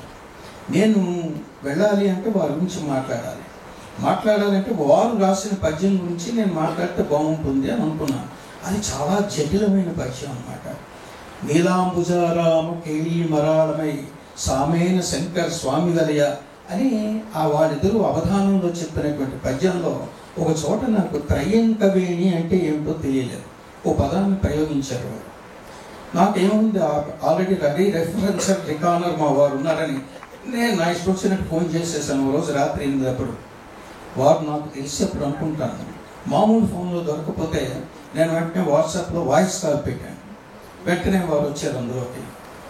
అప్పుడు ఆ సందర్భంలో యాక్చువల్గా వారు అమెరికాలో ఉన్నారు, పిట్స్బర్గ్లోనే ఎక్కడో ఇలాంటి ప్రవచనాలు చేస్తున్న టైం అన్నమాట. మంచి ఉధృతమైనటువంటి బిజీ టైంలో ఉంటుండగా నేను క్యాజువల్గా అడిగాను, సార్ ఇలా మాట్లాడాలి, ఈ పద్యంలో త్రయంకవేణి అంటే నాకు బోధపడలేదంటే వెంటనే చెప్పారనమాట. త్రయంకం అంటే జడని 3 పాయలుగా వేసుకున్నది ఆవిడ, అంటే 3 వేదాలని 3 పాయలుగా వేసుకున్నటువంటి మహాతల్లినటువంటి సరస్వతికి ప్రతిరూపం త్రయంకవేణి వెంటనే చెప్పారు. నాకు వెంటనే నోట్ చేసుకొని ఆ సభలో చక్కగా మాట్లాడగలిగాను. ఇదంతా ఎందుకు చెప్తున్నానంటే మళ్ళీ తిరుపతిలో పనిచేయడం, తిరుపతిలో పనిచేసి తిరుపతి బార్ అసోసియేషన్ వారి సౌజన్యం అనండి, వారి కోఆపరేషన్ అనండి, వాళ్ళ జ్యుడిషియల్ వర్క్ నేర్చుకోవడం, అలాగే తిరుపతిలో పనిచేసి ప్రోటోకాల్ ఆఫీసర్గా ఉండగా ఇలాంటి మహానుభావులు అందరూ సాంగత్యం ఏర్పడడం వల్లనే తర్వాత కాలంలో నేను ఈ స్థితిలో ఉన్నానేమో అని నాకు ఎప్పుడు నేను భావిస్తుంటాను. అందుకనే తిరుపతిలో ఏ కార్యక్రమం అవుతున్నా కూడా వారు ఆహ్వానిస్తే సాధ్యమైనంత వరకు నేను వెళ్ళను, రాలేను అని చెప్పి అనుకోను. ఇదివరకు శ్రీధర్ గారు 50 సంవత్సరాల వారి ప్రాక్టీస్ అయినప్పుడు వాసు ఇలాగే పెద్ద కార్యక్రమం ఏర్పాటు చేశారు. దానికి నేను రావడం జరిగింది. అలాగే గురుస్వామి గారి తాలూకా సంస్మరణ సభ, తర్వాత మన ఛాయాపతి గారి సంస్మరణ సభ అయినప్పుడు కూడా నా వంతు కర్తవ్యంగా, నా వంతు గౌరవం వారి ముందు ప్రకటించడానికి నేను వచ్చాను. అందులో భాగంగానే ఈరోజు కూడా ఇలా వచ్చాను. ఈ అవకాశం ఇచ్చినందుకు వాసుకి వారి కుటుంబ సభ్యులకి నేను ఎంతో ధన్యవాదాలు చెప్తున్నాను. ఇక ఈ సభను ఉద్దేశించి చెప్పాలి అంటే, వాసు రాసిన ఆ పుస్తకం నాకు 15 రోజుల క్రితం పంపించాడు. పంపించి, సార్ మీరు దీని మీద ఒక ఫోర్వర్డ్ అంటే ముందు మాట రాస్తే బాగుంటుందని. టు బి ఫ్రాంక్ ఇనఫ్ చెప్తున్నాను, అంటే జడ్జిగా చెప్పాలి కాబట్టి చెప్తున్నాను. నేను ముందు అనుకున్నాను, తండ్రి మీద కొడుకు పుస్తకం రాస్తున్నాడు, ఇందులో ఏముంటుంది పొగట్టాలి తప్ప. To be frank I have to admit it. తండ్రి గారి మీద, తండ్రి మంచి లెజెండరీ లాయర్, ఆయన మీద కొడుకు ఆయన కూడా లాయర్, అందులో పొగట్టాల వర్షం తప్ప ఇంకేముంటుందిలే అని అనుకున్నాను. అయితే నేను ముందేం ఆయనకి మాట ఇవ్వలేదు. మీరు పుస్తకం ప్రింట్ అయిందంటే, లేదండి మీకు సాఫ్ట్ కాపీ పంపిస్తాను, లేకపోతే మీకు కొరియర్లో పంపిస్తాను, అది మీరు చూడండి అని నేను అన్నాను. నేను రాయగలిగితే రాస్తాను, లేకపోతే మాత్రం కమిట్ అవ్వండి అన్నాను. అలాగే అన్నాను. చదివింది పాఠకుడిగా చదివాను, ఒక జడ్జిగా చదివాను. జడ్జిగా అంటే జడ్జి చేయడానికని చదివాను. చేసిన తర్వాత నాకు అనిపించింది, అదే నేను కూడా ఫోర్వర్డ్లో రాశాను అనమాట. ఇది తండ్రి గారి గొప్పతనాన్ని వర్ణించుకోవడానికి కొడుకు చేసిన ప్రయత్నం కాదు. మరి ఏంటి అంటే, 20 చాప్టర్స్ కింద రాసిన పుస్తకాల్లో నేను దాన్ని విభజన చేస్తున్నాను. 5 భాగాలుగా విభజన చేయొచ్చు. శ్రీధర్ అనే వ్యక్తి, ఇందాక గోపాలకృష్ణ గారు చెప్పినట్టు, 8వ ఏటనే 7వ కొడుకుగా పుట్టిన వ్యక్తి, 8వ ఏటనే తండ్రి పోతే తల్లి ఎంత కష్టాలు పడి వేపంజేరి నుంచి చిత్తూరుకి మైగ్రేట్ అయ్యి అక్కడ ఎంత క్యాండిడ్గా ఆయన ఎక్స్ప్రెస్ చేశాడంటే, అక్కడ ఉండే పరిస్థితులు చుట్టే ఆవిడ ఆకులు కూడా కొట్టేది అని చెప్పి క్యాండిడ్గా ఆయన రాశాడనమాట. అంటే చిన్నతనంలో ఎంత కష్టాలతో స్టార్ట్ అయిన ఒక వ్యక్తి లా వరకు వెళ్ళడం. ఆయన టైపింగ్ కూడా చేసేవాడిని. తర్వాత మెడ్రాస్ వెళ్ళి మెడ్రాస్లో లా చేసుకోవడం, లా చదివే వరకు ఒక పార్ట్ కింద మనం తీసుకొచ్చాక ఒక వ్యక్తి తను చదువుకోవాలని పట్టుదలతో ఆయన అన్నదమ్ముడు పంపిస్తే వెళ్ళి మెడ్రాస్ వెళ్ళి లా పాస్ అయ్యి పట్టాకు తిరిగి రావడం వరకు ఒక చాప్టర్ అయితే, 2వ చాప్టర్లో ఆ వ్యక్తి లాయర్గా తను తాను ఎలా ఎస్టాబ్లిష్ చేసుకోవడానికి ఎన్ని కష్టాలు పడ్డారు. శ్రీ దొరయ్య గారి ఇవాటి మహానుభావుల సహచర్యాన్ని పొంది వారితో కూడా, వారి సహచర్యంతో కూడా తన ప్రాక్టీస్ని మెల్లిమెల్లిగా స్టార్ట్ చేసి తన నాలెడ్జ్ని ఇంప్రూవ్ చేసుకుంటూ తిరుమల తిరుపతి దేవస్థానానికి ఒక స్టాండింగ్ కౌన్సిల్ అనేటువంటి ఒక పెద్ద బాధ్యతని తను వహించి దాన్ని సక్సెస్ఫుల్గా నిర్వహిస్తూ 100 మంది తన జూనియర్ అడ్వకేట్స్ని తను వారికి ట్రైనింగ్ ఇస్తూ, అందులో ముఖ్యంగా మూర్తి, ఇప్పుడు ఎందుకంటే నేను మొన్నటి వరకు విశాఖపట్నానికి పోర్ట్ఫోలియో జడ్జిగా ఉంటే వారి శిష్యుడైన సునీల్ మూర్తికి సిబిఐ కోర్టులో ఇప్పుడు జడ్జిగా చేస్తున్నాడు, నాకు తెలుసు. ఇలాంటి మంచి, అలాగే పురుషోత్తం రెడ్డి, మరికొంతమంది అడ్వకేట్స్ కూడా ఉన్నారు. వీళ్ళందరినీ ట్రైనప్ చేసి ఫ్యూచర్లో మంచి అడ్వకేట్ అనే వ్యవస్థని నెలకొల్పడానికి ఎంత కష్టపడి పని చేశారో ఇది ఒక 2వ చాప్టర్ కింద చూసుకుంటే, ఇక్కడితో అయింది ఆగిపోలేదు. 3వ చాప్టర్ కింద చూసుకున్నట్లయితే, అంటే కొన్ని చాప్టర్స్ని కలిపి నేను సంగ్రహించి చెప్తున్నాను. 3వ దాంట్లో కాకతాళీయంగా వాళ్ళ తమ్ముడి ఇంటికో అన్నయ్య గారి ఇంటికో చిత్తూరు వెళ్ళడం, అక్కడ ఆయన లేకపోతే వేపంచేరి వెళ్ళి చూద్దామని వాళ్ళ పిల్లలు పక్కన పెట్టే జీర్ణమైన స్థితిలో ఉండేటువంటి దేవాలయాన్ని చూసి ఆయనకి చాలా ద్రవించిపోయే మనసు, దాన్ని ఎలాగైనా ఉద్ధరించాలి అని చెప్పి కంకణం కట్టుకోవడం, ఆ దేవాలయాన్ని ఉద్ధరించడమే కాకుండా 18 దేవాలయాలు అందులో నెలకొల్పడం, తర్వాత ఆ విరాట్ విష్ణు రూపాన్ని ఒక విగ్రహ రూపంలో ప్రతిష్టాపన చేయించడం, మహాకుంభాభిషేకం చేయడం, ఇవన్నీ ఒక వ్యక్తిగా కాకుండా ఒక శక్తిగా, ఇంకెవరి సహకారం కూడా తీసుకోకుండా, ఎవరిని యాచించకుండా తనంతట తాను నిర్వహించడం, ఇదంతా కూడా ఆధ్యాత్మిక సేవ.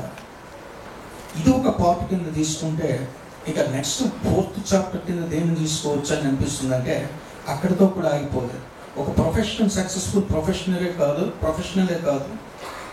తనలో లాయర్ని తయారు చేసిన వాళ్ళే కాదు, లాయర్ని జూనియర్ని తను ఒక పెద్ద అన్నదమ్ముడుగానో తండ్రిగానో ట్రీట్ చేయడమే కాకుండా ఆధ్యాత్మికంగా ఆలయాల్ని పునరుద్ధరించడం, కొత్త వాటిని కట్టడం ఇదొకటే కాకుండా తర్వాత చేసిన పని ఏంటి అని చూస్తే ఆ వేపంజరి గ్రామస్తులు పడుతున్న ఇక్కట్లో నీరు లేకుండా బాధపడుతుంటే ఆ పెద్ద కోనేరు నుంచి వాటర్ పైప్ లైన్ తీసుకెళ్ళి ఆ గ్రామంలో చాలా కుటుంబాలకు నీరు వచ్చేటట్టు చూడడం.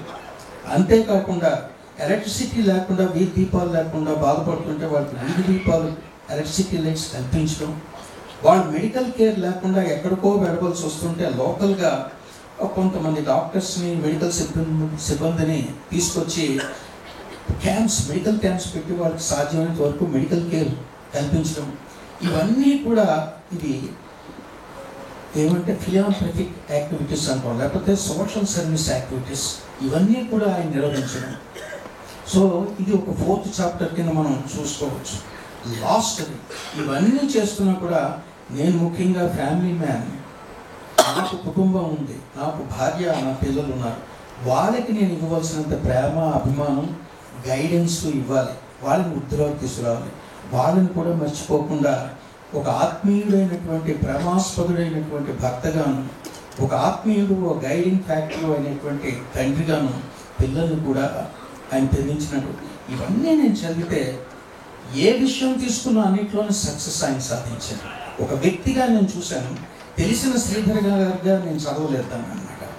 చాలా పరిశీలన చేసిన తర్వాత నాకు ఒకటి అనిపించింది అన్నమాట, వీటన్నిటిని చేయడానికి ఎంత సంకల్ప బలం ఉండాలి, ఎంత కార్యనిష్ట ఉండాలి. అటు లాకి లీగల్ ప్రొఫెషన్ మనం అంటాం, మా పరిభాషలో ఇట్స్ ఎ జిఎల్ఎస్ మిస్ట్రెస్ అంటాం, అంటే అసూయాపరురాలైన ప్రేమికురాలు. భార్య వద్దు, నువ్వు నాతోనే ఉండాలి అనేటువంటి ప్రేమికురాలు గడిది మా లా ప్రొఫెషన్ అన్నమాట. తనతో పూర్తిగా డే లాంగ్ దాంతోనే గడిచిపోతుంది. అంటే లాలో ఉంటే అందులోనే లీగల్ లూమినరీ ఇలాంటి లాయర్స్ అయితే ఇంక ఇంట్లో విషయాలు ఏమి పట్టించుకోవడానికి అవకాశం ఉండదు, ఎంత పట్టించుకోవాలనుకున్నా.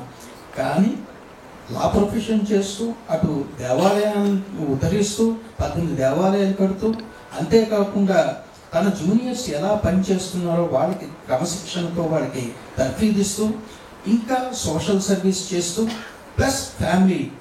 వాసు రాస్తాడు అందులో, మా నాన్నగారికి సినిమాలంటే ఇష్టం, మా నాన్నగారు సినిమాలకు తీసుకెళ్ళేవారు. తర్వాత కొత్త ప్రదేశాలకు వెళ్ళమంటే ఆయనకి ఇష్టం. శ్రీలంక మిగతా కొన్ని ప్రాంతాలకు వెళ్ళి మమ్మల్ని ఎడ్యుకేట్ చేసేవారు, అక్కడ ఏముంటాయి కొత్త కొత్త చూడడానికి. So is a multifaceted పర్సనాలిటీగా నాకు అనిపించింది అన్నమాట. Yes, it deserves a book is to be deserve to be return about Sridhar garu. అప్పుడు నాకు అనిపించింది, అప్పుడు నేను రాయాలనుకున్నాను అన్నమాట. ముందు మాట, లేకపోతే ముందు మాట కాదు, నేను చదివాను శ్రీధర్ నాకు చాలా పనులున్నాయి, వాసు పనులున్నాయంటే ఆయన ఏమండు, ఎందుకంటే నేను అక్కడున్నాను, ఈయన ఇక్కడ ఉన్నాడు, నాకు ఏం పనులున్నాయో లేదో ఆయన తెలిసే అవకాశం లేదు. బట్ క్యాండిడేట్గా చదివిన తర్వాత, బాగా చదివిన తర్వాత నాకు అనిపించింది, ఎస్, మన లీగల్ సర్కిల్ వరకు ఇది వరకు పుస్తకాలు లేవా అంటే ఉన్నాయి. ఒక సిస్టమ్ ఉంది మనకి. ఎందుకు ఆటోబయోగ్రఫీస్ ఉన్నాయి అంటే మిగతా ప్రొఫెషన్స్ వదిలేయండి, నేను లీగల్ ప్రొఫెషన్ వరకు చెప్తున్నాను. ఆటోబయోగ్రఫీస్ ఉన్నాయి, బయోగ్రఫీస్ ఉన్నాయి, వాళ్ళ గురించి వ్యాస సంకలనాలు ఉన్నాయి. వాటి వల్ల మనకి ఎంతో విజ్ఞానదాయకంగా ఉండే ఉన్నాయి. 1-2 ఉదాహరణలు మీకు చెప్పి ఎందుకు నేను అప్పుడు ఫోర్వర్డ్ రాయడానికి ఒప్పుకున్నానో చూశాను. ఇది వాసు చేసింది మొట్టమొదటిసారి కాదు, ఇదివరకే ఇటువంటి లీగల్ ప్రొఫెషన్లో బయోగ్రఫీస్, ఆటోబయోగ్రఫీస్ ఉంటాయి అని చూసుకున్నట్లయితే ఇంగ్లాండ్లో ముఖ్యం అటుపక్క నుంచి వచ్చింది ఆటోబయోగ్రఫీస్, బయోగ్రఫీస్. మనకంత తర్వాత కాలంలో ఇండియాలో రాయడం మొదలైంది, కానీ మొట్టమొదట ఇంగ్లాండ్ వాటిలోని వెస్ట్రన్ కంట్రీస్లో బయోగ్రఫీస్, ఆటోబయోగ్రఫీస్ రాసే సిస్టమ్ ఉంది. మనకి లార్డ్ డెన్నింగ్స్, మీలో చాలామందికి తెలిసి ఉంటుంది, విఖ్యాతుడైనటువంటి జ్యూరిస్టికన్, ఇంగ్లాండ్లో కింగ్స్ బెంచ్లో అపిలేట్ జడ్జిగా ఉండేవాడు. ఆయన పదవీ విరమణ చేసిన తర్వాత ఒకటి అనుకున్నాడు, నేను ఎంతో ఎక్స్పీరియన్స్ పొందాను, నా ముందు ఎంతో ఘనులైనటువంటి న్యాయశాస్త్ర కోవిదులు ఉన్నారు, వాళ్ళు వాళ్ళ గురించి పుస్తకాలు రాసుకోలేరు, నేను వాళ్ళ గురించి రాసి ప్రపంచానికి వాళ్ళు ఎంత గొప్పవాళ్ళో, వాళ్ళు న్యాయశాస్త్ర పరంగాను సమాజ పరంగా వాళ్ళు ఎంత సేవలు చేయాలో అని చెప్పి ఏ సిరీస్ ఆఫ్ బుక్స్ రాశాడు అనమాట. లార్డ్ డెన్నింగ్స్ అన్నమాట, ఆల్ఫ్రెడ్ డెన్నింగ్స్. ఆయన రాసిన వాటిలో వాట్ నెక్స్ట్ టు లా, ఇది ఒక పుస్తకం. ఆయన సిరీస్ ఆఫ్ బుక్స్ ఉన్నాయి మన బిఆర్ కృష్ణయ్యర్ గారు లాగే. ఒక పుస్తకంలో ఆయన రాసింది చదివితే వాట్ నెక్స్ట్ టు లాలో మనం అందరం ఇప్పుడు ఏదైనా సమస్య వస్తే వెంటనే సుప్రీంకోర్టు ఇలా చెప్పింది, హైకోర్టు ఇలా చెప్పింది కాబట్టి మాకు అదే రీతిలో జడ్జిమెంట్ ఇవ్వండి అని అడుగుతాం. దీన్ని మన పరిభాషలో, ఇది నేను దయచేసి లాయర్లు లాగల్ సర్కిల్లో లేని వాళ్ళు కొంచెం దయతో బ్యాక్ చేయాలి. మనం దాన్ని లా ఆఫ్ ప్రెసిడెంట్ అంటాం. ప్రెసిడెంట్ ఏమైనా ఉందా అని అడుగుతాడు జడ్జి గారు. ఉంటే హైకోర్టు ఉందండి, సుప్రీంకోర్టు ఉందండి, నాకు ఫేవర్గా ఉంటుంది అలాగే చెప్పండి అంటాం. దీన్ని లా ఆఫ్ ప్రెసిడెంట్స్. అసలు ఈ లా ఆఫ్ ప్రెసిడెంట్ ఎలా వచ్చింది? అతను రాశాడు అనమాట. ఎవరు? మన డెన్నిస్ గారు ఒక వ్యాసంలో రాస్తారు. ఒక సామాన్యమైన జడ్జి ఉండేవాడు, అతను డిస్ట్రిక్ట్ జడ్జి అనుకోవచ్చు ఇంగ్లాండ్లో, హెన్రీ బ్యాక్టర్. ఆ హెన్రీ బ్యాక్టర్ గారు తన ఒక 10-15 సంవత్సరాల కాలంలో ఒక 2000 జడ్జిమెంట్ చెప్పాడు. అతను ప్రతి జడ్జిమెంట్ చెప్పేసిన తర్వాత ఫ్యాక్ట్స్ దాన్ని అప్లై చేసినలా ఆయన ఒక నోట్ పుస్తకంలో రాసుకోవడం మొదలెట్టాడు. అలాగా రాసి ఏం చేశాడంటే తర్వాతి కాలంలో సిమిలర్ ఫ్యాక్ట్స్ వచ్చే కేసుకి ఇదివరకు అప్లై చేసిన సిమిలర్ లాని తను అప్లై చేసుకుంటూ జడ్జిమెంట్ చెప్పుకుంటూ వెళ్ళాడు. కొంతకాలం అయిన తర్వాత ఆయన ఒక ప్రిన్సిపల్ని తయారు చేశాడు అనమాట. ఏంటంటే like cases should be decided in like manner. This is the ఆయన ప్రపంచానికి ఇచ్చినటువంటి సందేశం ఏంటంటే like cases should be decided in like manner. అంటే సామ్యం ఉండేటువంటి ఫ్యాక్ట్స్ ఉండేటువంటి కేసుకి అదే రకమైనటువంటి లీగల్ ప్రిన్సిపల్ని అప్లై చేసి మనం జడ్జిమెంట్ చెప్పుకుంటే మన పని సులువు అవుతుంది అని పెట్టాడు. తర్వాత కాలంలో బ్రిటిష్ జూరిస్ప్రుడెన్స్లో దీన్నే లా ఆఫ్ ప్రెసిడెంట్స్ అని వాళ్ళు తీసుకోవడం మొదలుపెట్టి ప్రపంచానికి చెప్పారు. అది మనం ఇప్పుడు లా ఆఫ్ ప్రెసిడెంట్స్గా మనం యాక్సెప్ట్ చేసుకుంటున్నాం. ఇటువంటి పుస్తకాలు చదవడం వల్ల మనకు తెలుస్తుంది. అంతేకాదు మనందరికీ తెలిసినటువంటి మరో మహామేధావి అయినటువంటి అడ్వకేట్ గారు 1900 మొదటి శతాబ్దంలో పెట్టే దశాబ్దం నుంచి 1970-80 వరకు ఉండేటువంటి మహానుభావుడు అల్లాడి కృష్ణస్వామి అయ్యర్ గారు. చాలా సీనియర్స్కి తెలిసి ఉంటుంది. The great legal luminary. ఆయన 17 సంవత్సరాలు ఆయన ఇక్కడ నాయుడుపేటలో పుట్టిన శ్రీ వైష్ణవుల లో ఉండే అతను తర్వాత మెడ్రాస్ వెళ్ళి చాలా కష్టపడి చదివి తన అపూర్వమైన మేధస్సు ద్వారా 17 సంవత్సరాల పాటు అవిచ్ఛిన్నంగా అడ్వకేట్ జనరల్గా పనిచేశాడు ఆయన మెడ్రాస్లో. అంతటి గొప్ప వ్యక్తి అతను అనమాట. ఎంత గొప్ప వ్యక్తి అంటే ఆయన మెడ్రాస్లో అంటే ఏకాంబర్ నివాస్ అని చెప్పి ఉండేది ఇక్కడ మైలాపూర్లోనే ఇక్కడ ఉన్నాయి. ఆ ఇంట్లో ఆయన లీగల్ సలహాలు తీసుకోవడానికి చక్రవర్తి రాజగోపాలాచారి గారు, సర్వేపల్లి రాధాకృష్ణన్ గారు, గాంధీ మహాత్ముడు లాంటి వారు రహస్యంగా వచ్చి ఆయన సలహాలు తీసుకునేవారని బుక్లో రాస్తారు. అంతటి విజ్ఞాన ఖని. అంతేకాదు లీగల్ ఎన్సైక్లోపీడియా ఏంటంటే చదువుతున్న మాత్రమే ఉండేవాడు అతను. ఆయన మీద ఒక బుక్ వచ్చిందన్నమాట. ఏంటంటే ఆయన బయోగ్రఫీ, ఆయన ఆటోబయోగ్రఫీ కాదు, ఆయన గురించి వివిధ గొప్పవాళ్ళు రాసినటువంటి వ్యాస సంకలనం. The statesman among juries, the jurist among the statesman అనేటువంటి కొటేషన్ కాయిన్ చేసింది ఎవరంటే బిఆర్ కృష్ణయ్యర్ గారు అనమాట. ఆ బుక్ వీలైతే మీరు కూడా చదవండి. ఎందుకు చెప్తున్నానంటే ఒకే ఒక ఉదాహరణ ఆ మహానుభావుడు గురించి ఇంకొక మహానుభావుడు చెప్పింది. ఎవరు అంటే హిదాయతుల్లా గారు, చీఫ్ జస్టిస్ ఆఫ్ ఇండియా చేసిన వ్యక్తి. ఈయన పట్ల ఎంత అడ్మిరేషన్ అంటే ఈయన అడ్వకేట్ జనరల్గా పనిచేసేటప్పుడు సుప్రీంకోర్టు మెడ్రాస్లో ఉండే గవర్నమెంట్ కేసులు వాదించడానికి వెళ్ళేవారట. ఒక 5 నిమిషాలు మీరు దయచేసి బేర్ చేయాలి. ఈ ప్రిఫేస్ నేను రాయడానికి నాకు ఎందుకు సంకల్పం కలిగిందో చెప్పడమే నా ఉద్దేశం. ఆయన మెడ్రాస్ నుంచి వెళ్ళేటప్పుడు అప్పుడు ఏరోప్లేన్లు అవి ఉండేవి కాదు, చాలా తక్కువ ఉండేవి. ఉన్నా ఎక్కువగా ట్రైన్లో వెళ్ళేవాట. మెడ్రాస్ నుంచి ఢిల్లీ వయా నాగపూర్ వెళ్ళేది ఆ ట్రైన్. వెళ్ళేటప్పుడు ఆ టైంలో ఈ ఎవరు మన హిదాయతుల్లా గారు నాగపూర్లో ఉండేవారు. ఒకసారి తెలుసుకొని ఈయన ట్రైన్లో వెళ్తున్నారని తెలిసి ఈయన వచ్చి ప్లాట్ఫామ్ మీద నిలబడ్డాట. ఆయన మరొక కొంతమంది అసిస్టెంట్స్. ట్రైన్ వచ్చింది, ఆగింది. ఫస్ట్ క్లాస్ కంపార్ట్మెంట్లో ఈయన చదువుకుంటున్నాడు. వీళ్ళందరూ అనుకున్నారు ఆయన వెళ్ళి ఆయన కలుస్తాడు అని. కానీ ఏమీ అనలేదట. ట్రైన్ వచ్చి ఆగింది, 10 నిమిషాలు అయింది. ఆయన చూసాక ఆయన చదువుకుంటున్నాడు కృష్ణయ్యర్ గారు. చూసిన తర్వాత ట్రైన్ కదిలిపోయి వెళ్ళిపోయింటే ప్లాట్ఫామ్ వెళ్ళిపోయాడట. ట్రైన్ వెళ్ళిపోయిన తర్వాత పలానికి వెళ్ళిపోదాం అన్నట్ట తన అనుచరులతో. వాళ్ళు అన్నట్ట, మనం ఇంత కష్టపడి వచ్చాము, మరి మీరు చూశారు వారిని, వెళ్ళి పలకరించలేదంటే ఆయన చదువుకుంటున్నాడు, నేను డిస్టర్బ్ చేయదలుచుకోలేదని. మరి ఎందుకు వచ్చాము అని అన్నట్టు. అంటే మీకు తెలుసు, నేను వరేషస్ లీడర్ అని తెలుసు మనందరికీ, ఆయన చదువుకుంటూనే ఉంటారు, మరి అలాంటప్పుడు మనం డిస్టర్బ్ చేయకూడదు అనుకుంటే స్టేషన్కి ఎందుకు వచ్చాము అని అడిగారట. అడిగితే అప్పుడు ఆయన చెప్పింది ఆ మహానుభావుడైన అల్లాడి కృష్ణస్వామి గారి గురించి. With the hope that the intellectual fragrance emanated from his body may take a journey and touch me and make me also an intelligent. అంటే ఆ మహానుభావుడు మహామేధావి ఒంటి నుంచి మేధోపరిమాణమైన గాలి అలా అలా వచ్చి నా శరీరాన్ని కూడా తాకి నన్ను కూడా మేధావం చేస్తుందని ఆశతో వచ్చాను అని అన్నట్టు అన్నమాట. అంటే ఎంత ఆ చెప్పిన వ్యక్తి సామాన్యుడు కాదు, చీఫ్ జస్టిస్ ఆఫ్ ఇండియా చేశాడు, కొద్ది కాలం పాటు రాష్ట్రపతిగా కూడా, ప్రెసిడెంట్గా కూడా చేశారు అన్నమాట. క్రిమినల్ లా రాశారు మనకి బుక్, మీరు అందరూ తెలిసే ఉంటుంది, హిదాయతుల్లా గారు. ఆ మహానుభావుడు ఈ మహానుభావుడి గురించి ఇచ్చినటువంటి కితాబ్.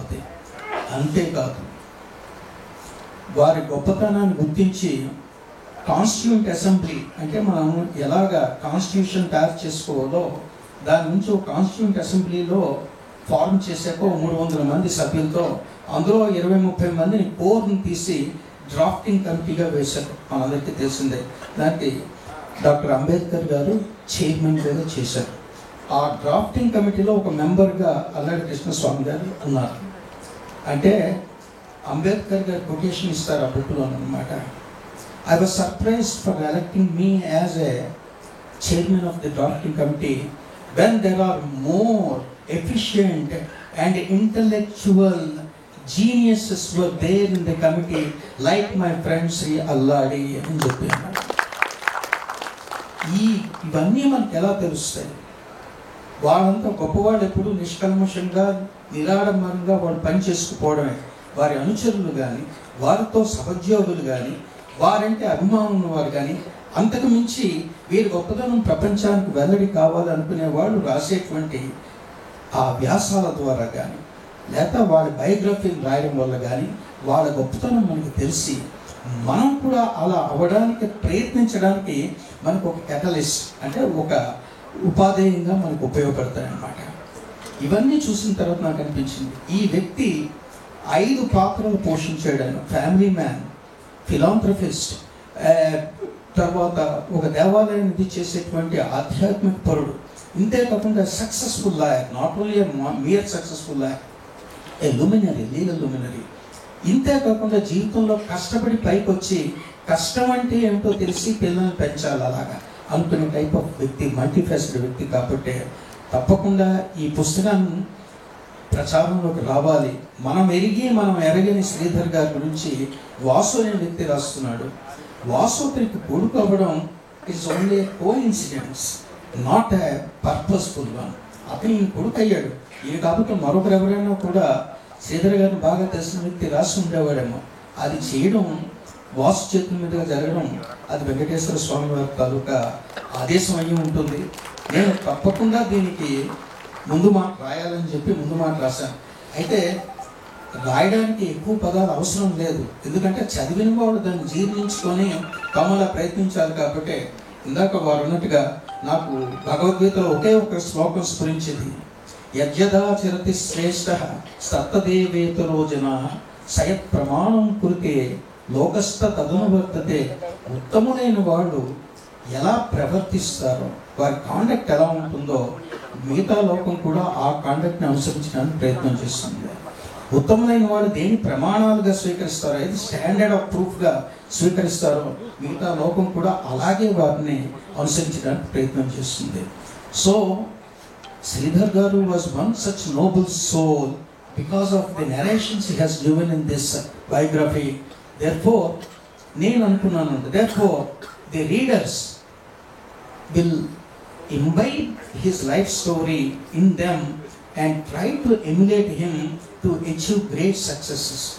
And ఇది తండ్రి పొగిడే కొడుకు తాలూకా వ్యాస సంకలనం కాదు అని నిర్ధారించుకున్న మీదట మాత్రమే నేను ఈ ప్రిఫేస్ రాశాను. ఇది రాసినందుకు వాసుని నేను ఎంతో అభినందిస్తున్నాను. మిగతా ఇద్దరు పిల్లలు కూడా నేను ఎంతో అభినందిస్తున్నాను. ఎందుకంటే మనం ఉన్న సమాజం, ఇది చెప్పి నేను ముగిస్తాను, మనం ఉన్న ప్రస్తుత సమాజం, లాయర్లకు తెలుసు, లాయర్లు కాని వాళ్ళు, లీగల్ సర్కిల్లో లేని వాళ్ళకి ఒక చట్టం గురించి చెప్పాలి. దురదృష్టవశాత్తు మనం చేసుకున్న చట్టం the maintenance and protection of the parents and senior citizens act అని 2007లో మనం చేసుకున్నాం. దౌర్భాగ్యమైన పరిస్థితిలో చేసుకున్న చట్టం అది. వృద్ధులు తల్లిదండ్రుల పోషణ రక్షణ చట్టం అంటారు తెలుగులో.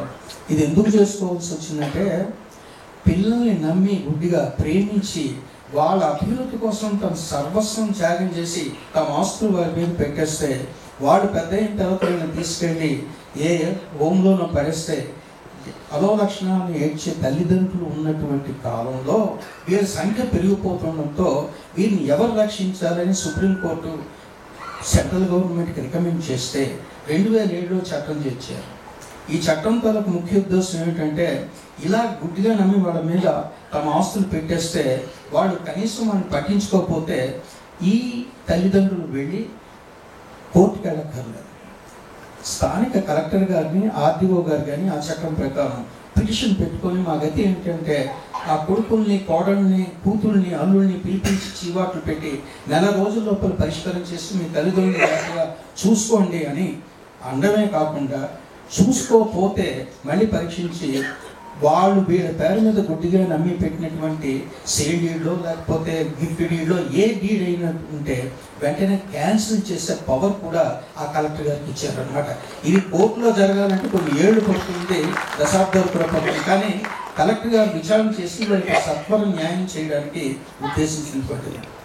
అయితే మనం బాగా ఆలోచిస్తే, మనం ఇది గొప్ప చట్టం చేసుకున్నామా, దౌర్భాగ్యమైన చట్టం చేసుకున్నాం. తల్లిదండ్రుల్ని మీరు బాగా చూసుకోండి అని కలెక్టర్ గారో కోర్టులో చెప్పవలసిన దౌర్భాగ్య స్థితి ఎందుకు వచ్చింది? తండ్రి మాట మీద వనవాసానికి వెళ్ళిన రాముడు ఉన్నటువంటి చరిత్ర చదివిన సమాజంలో తల్లిదండ్రులు అంధులైతే వాళ్ళని కావడిలా ఇరుగడలా వేసుకొని తన జీవిత పర్యంతం వాళ్ళకి సేవ చేసిన శ్రవణ కుమారుడు ఉన్నటువంటి చరిత్ర కలిగినటువంటి మన సమాజంలో ఇటువంటి దౌర్భాగ్య పరిస్థితులు మనకున్న. వృద్ధాశ్రమాలు చాలా పెరుగుతున్నాయని మనం సంతోషంగా చెప్పుకోవాలో విచారంగా చెప్పుకోవాలో తెలియని రోజుల్లో తండ్రిని ప్రేమించడం, గౌరవించడం కాదు, ఆరాధిస్తూ ఆయన మర్చిపోలేక ఈ వేదిక మీద కూడా గద్గద స్వరంతో వాళ్ళు వాపోతూ ఉంటే వారిని మరొక మహానుభావుడు వారిని అనునయించే పరిస్థితి వస్తుందంటే, వారు తండ్రిని ఎంత ప్రేమించారు, ఎంత గౌరవించారు, ఎంత ఆరాధించారు, ఇదందరికీ కూడా ఆచరించవలసినటువంటి ఒక సత్యం ఇక్కడ స్థాపితమైంది ఈ సభలో. ఇది మనం అందరం కూడా నేర్చుకోవాల్సింది. ముఖ్యంగా యువకులైనటువంటి పిల్లలు నేర్చుకోవాల్సినటువంటి ఒక గొప్ప సత్యం అన్నమాట. ఇది ఇక్కడ స్థాపితమైంది. అంతే తప్ప శ్రీధర్ గారిని పొగడ్డానికో, శ్రీధర్ గారు తండ్రి గారిని ఇది చేయడానికో రాసిన పుస్తకం కాదు. అలా అనుకుంటే నేను నిష్కర్షగా దాన్ని రిజెక్ట్ చేసి ఉండేవాడిని, నేను తప్పుకునేవాడిని, ఈ సభకు కూడా వచ్చి ఉండేవాడిని కాదు. ఇది అటువంటిది కాదు. మనం నేర్చుకోవడానికి కావలసినటువంటి సత్యాలు ఉన్నాయి, అది మనం ఫాలో అవ్వాలి. లాయర్స్ ఫాలో అవ్వచ్చు, లాయర్స్ కాని వాళ్ళు కూడా మనం విజయం సాధించాలంటే ఎలా కష్టపడితే వస్తుంది. విజయం సాధించిన తర్వాత అన్ని రంగాల్లో కూడా మనం విజయం సాధించాలి అని కూడా అనుకుంటే ఇది ఎలా పనికొస్తుంది అనేటువంటిది. అందుకనే a man with no magical band, మంత్రదండం లేని సామాన్యుడు మంత్రముగ్ధుని చేసే విధంగా ఎన్ని విజయాలు సాధించాడే ఈ పుస్తకం తాలూకా ఉద్దేశం. Really I appreciate Vasu and his team of his brothers, sisters, ఆవిడ, ముఖ్యంగా శ్రీధర్ గారి సత్యమణి, వాళ్ళందరినీ నేను అభినందిస్తున్నాను. మరొక్కసారి నాకు ఈ అవకాశం ఇచ్చినటువంటి వారందరికీ కూడా నేను కృతజ్ఞతలు తెలియజేస్తూ సెలవు తీసుకున్నారు. అంటే ఆయన ఒక ఇంట్రెస్ట్, నేర్చుకోవాలని తపన, అది తీరలేదు, జ్ఞాన దృష్ట తీరలేదు. అటువంటి గొప్ప మనిషి, గొప్ప వ్యక్తి ఈరోజు ఈ సభకు రావడం మా అదృష్టంగా మేము భావిస్తున్నాము. ఇప్పుడు వారందరినీ కూడా, పెద్దవారిని అందరినీ కూడా మనం సత్కరించుకోవాల్సిన అవసరం ఎంతైనా ఉంది. So my request my team, Durgaprasad గారిని సన్మానించవలసిందిగా సుబ్రహ్మణ్యరాజు గారు అడ్వకేట్, సీనియర్ అడ్వకేట్ వచ్చిన్నారు ఇక్కడ, వారిని వేదిక మీద మురళీ మనోహర్ ప్రసాద్ గారిని, అలాగే రాజగోపాల్ గారిని వచ్చి సార్ని, దుర్గాప్రసాద్ గారిని సన్మానించవలసిందిగా కోరుతున్నాను. Please sir. రండి సార్. గజేంద్ర గారు సీనియర్ అడ్వకేట్ సార్ని టేబుల్ తీసేస్తారు.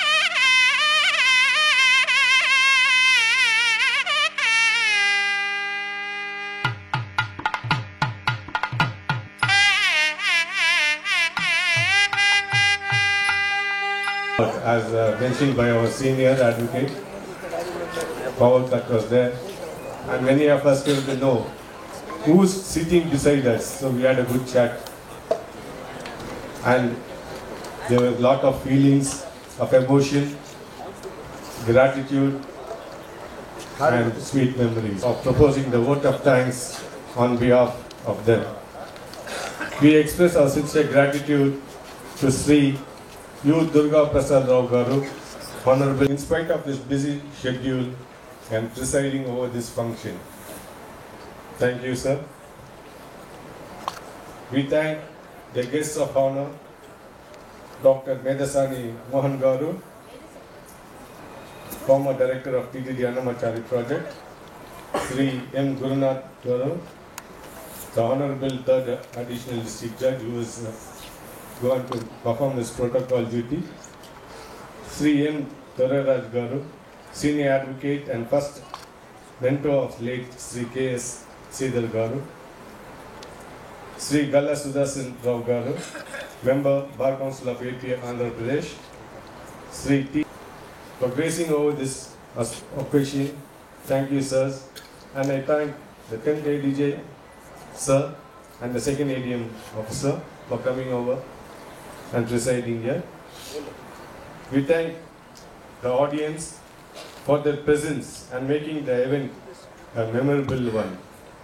Last but not the least, we thank all those who worked tirelessly day and night behind the scene for making the unveiling of the statue of late Sri K.S. Sridhar Garu and the book release, The Man with No Magical Wand.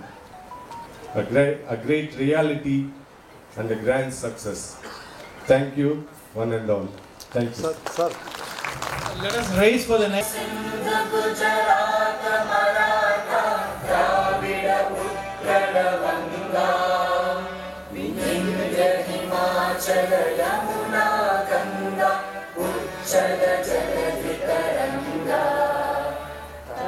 शुभ नामे जागे तव शुभ आशीष मागे गाहे तव जय गाथा जन गण मंगलदायक जय हे भारत भाग्य विधाता जय हे जय हे जय हे जय जय जय जय हे Group photos.